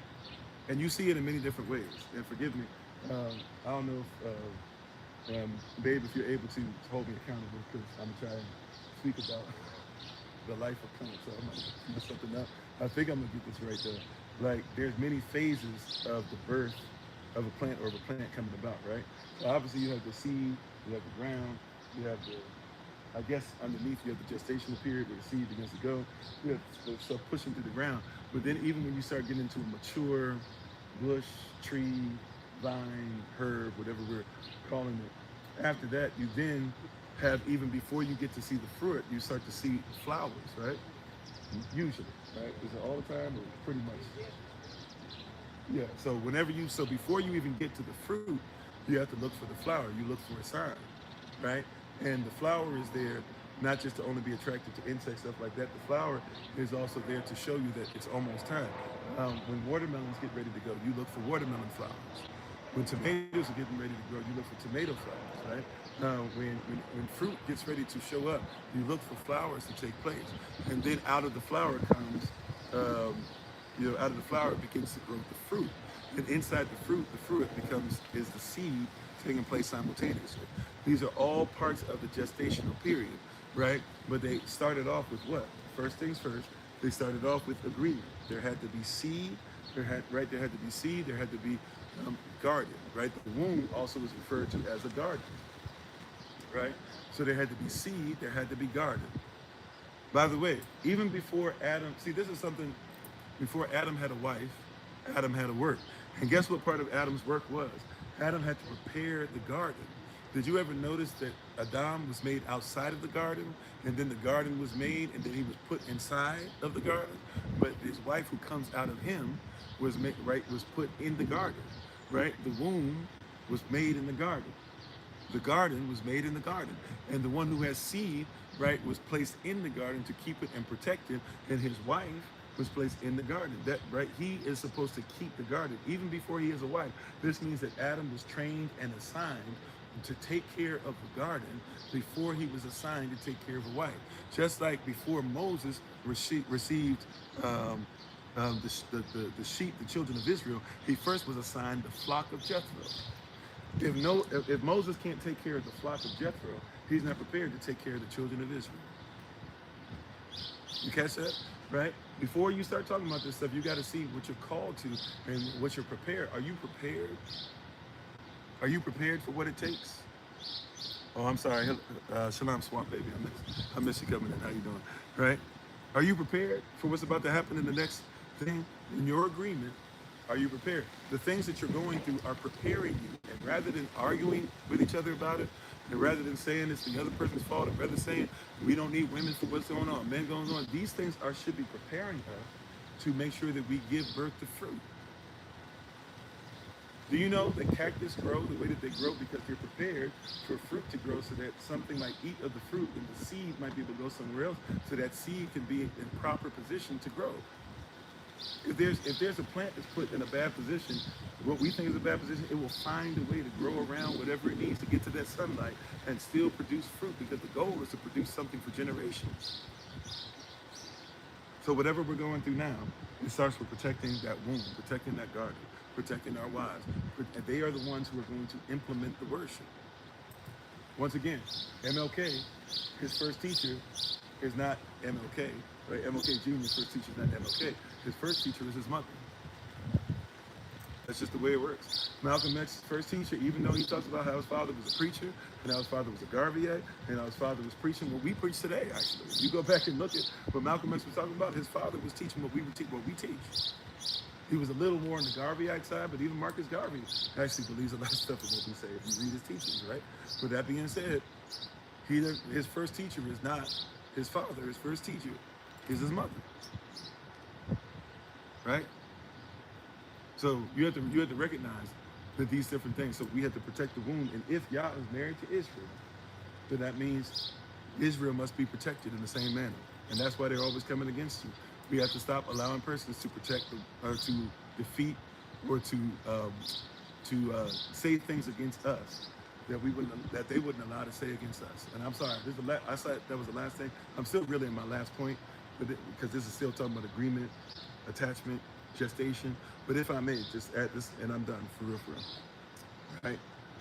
If I may, we must stop allowing persons to do things to us, whether it be other belief systems, whether it be talking about skin color, whether it be talking about racism, white supremacy, whether it be how they treat their men, whether it be how they treat their women, whether it be how they treat their children. We have to stop allowing persons to do things to us that if we tried to do back to them, they wouldn't allow. We got to protect it, right? Hey, if you go to a church and they preach racism, white supremacy from the pulpit, and you try to speak against it, they would never allow you to speak against it. No, they won't. If Donald Trump is preaching racism, white supremacy, you're not gonna stop that. They'll whoop you. They'll beat you up in the crowd.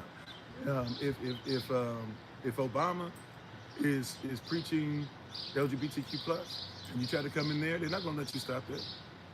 But for whatever reason, how you doing, Sister Shima?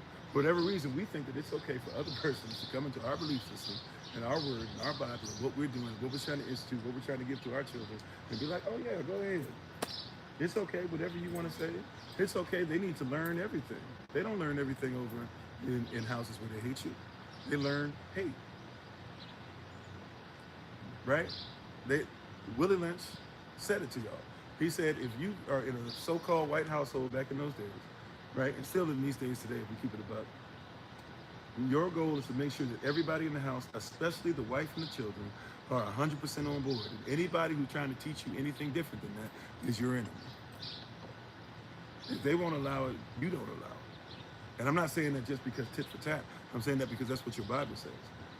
You're supposed to speak in Ezekiel 35. You speak against, and I'm not saying Esau is white. So before somebody does that, Esau is representing the world. It's representing anti-Israel, right? Anti-Yah. So it says we speak against the mountain of Esau because Esau is against you, right? Samson, why you keep messing with the Philistine girl? she's trying to take you over. You woken up to being bound. You didn't learn. You woken up to her having men in the house. You didn't learn. You woken up to a bunch of person trying to hold you down. You didn't learn. Your parents said not to do it. You didn't learn. You was already married to one. You didn't learn. At some point, right? You got to stop listening to Dinah. Not Dinah, sorry. I said wrong name. I'm having a moment. Well, anyways, that girl. Stop listening to her. Thank you, Delilah. Stop listening to Delilah, because she already tried to hem you up, and here you are still. You're gonna give her your secrets at some point. At some point, that's on you. At some point, that's on you. You had a vow. You had a covenant. Your parents had a covenant. The only reason you're here is because the covenant. You were born to keep covenant. That's literally what you was born to do, Samson. You're a judge that's only allowed to judge because you were born to keep covenant. If we would judge ourselves, we would not be judged. How do you judge yourself? Because you're born again to do what? To keep covenant. You're supposed to go back into covenant. You don't need new ones, new world order versions. You need the covenant. The covenant. There's one covenant. The husband said, I came back to make sure, not that I gave you a new covenant. Somebody wrote that in your Bible. That is not original. Right? Remember, the Bible wasn't even written as the way it was written today. It was written as many different scrolls that come together. Right? Biblios is a set of books. It just means it's a set of scrolls the person chose to put together. Right? So it was written different. It was held different. It was believed different. It was even read differently. That being said, right, you have to recognize that you are born again to keep covenant. You can't. So before you start talking about, I'm going to judge the situation this way, I'm going to judge this way, I'm going to judge this person this way, you got to recognize how to keep covenant. Come on? Come on. All right, I'm done for real. Love y'all. I appreciate you. No shout out for today. Got to get ready to get on the road and everything. But thank you. Pray for us. Once again, no live session this evening. Those of you who are in New York, prayerfully we'll be able to see many of you, and many of you will be able to show up. I'm not sure how many will, but prayerfully we'll see you on Saturday. Once again, keep looking at the text train. If you're not part of the text train, if you're planning on even coming to New York from somewhere else and meeting up with us, we'll only be meeting up on that day, July 18th. But I should have more information for you guys as far as time. It is July 18th. I believe we're supposed to be meeting. Well, I know we're meeting at Brooklyn Beach I believe we're supposed to be meeting in the afternoon, but I'm not sure if it's early afternoon, late afternoon yet. But just be prepared. We've been talking about this for months and months and months now, really since last year. So prayerful you guys are prepared, ready to go. If you got babies and stuff like that, have them ready to go. We're going to have a time. We're going to have a great time. There will be baptism that's done. So if there are SOC members that want to be baptized, feel free. We're also going to fellowship with another community over there with Shepherd Houston and them. So feel free to, so there'll be some camaraderie and stuff like that. I will see if we can maybe post some stuff as far as the baptisms and when they take place. I'm not 100% sure yet because really I'm coming on behalf of someone else, although I've been asked to overlook the whole thing, but it's technically not an SOC event per se, even though we told them we're going to bring SOC and we're going to relax with SOC. So, but we'll have more information on different things, how everything's going to go down. But love y'all, appreciate you. No live session for this evening. There will probably be some information about Saturday. Put up this information in the email streams and the text streams, but no live session this evening. If I do something, it will be something for Patreon, or it'll be something for maybe the original Kofi _40 channel or something like that, but no live session this evening. All right. So thank you again. We will be on tomorrow, 8 a.m. New York time, but no live session this evening. All right. Much love, much respect. We appreciate you. We honor you. Thank you again. We give all honor and praise to the Most High for my family. We give praise and honor to him for my wife, Fiona Bahama, to the ministerial staff, moderators, SOC, Lottie Dottie, everybody. We appreciate you so much. Thank you again for all the barak, all the blessings, all the donations, time, talent, effort, energy, your gifts, and yes, even monetary wise, money to help us with things that we do around the world. We cannot do this once again without the help of a person such as yourself. And so we will talk to you guys soon. Take care, be at peace, right? And this evening, to make sure that there's no confusion, it is this evening that the new moon happens. So this evening, the new moon, so it's Rosh Chodesh Av as of 6 p.m. New York time this evening. All right? So much love to you. Thank you again. We appreciate you. We honor you.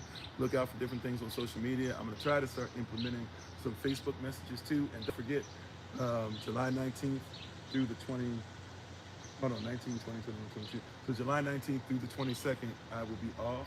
July 23rd, I will be back on that Thursday. But we will have recordings for each one of those days. So you will be able to click on a link that we'll send out via email or put in different social media sites. You'll be able to click on those links and still be able to receive the word. It'll probably only be no more than an hour, but at least you'll still be able to get a message for each one of those days. All right, and then we'll be back on Thursday and Friday next. So we'll be on this Thursday, Friday. Talk about the following week. We'll be back on that Thursday and Friday with Q&A, and then we'll continue in our Exodus series. So thank you again. And remember, as always, beloved, that you are loved. You are necessary, you're majestic, you're fearfully and wonderfully made, and you, which is all of us working together, will be the reason why people who are in this system no longer have to be other. All right?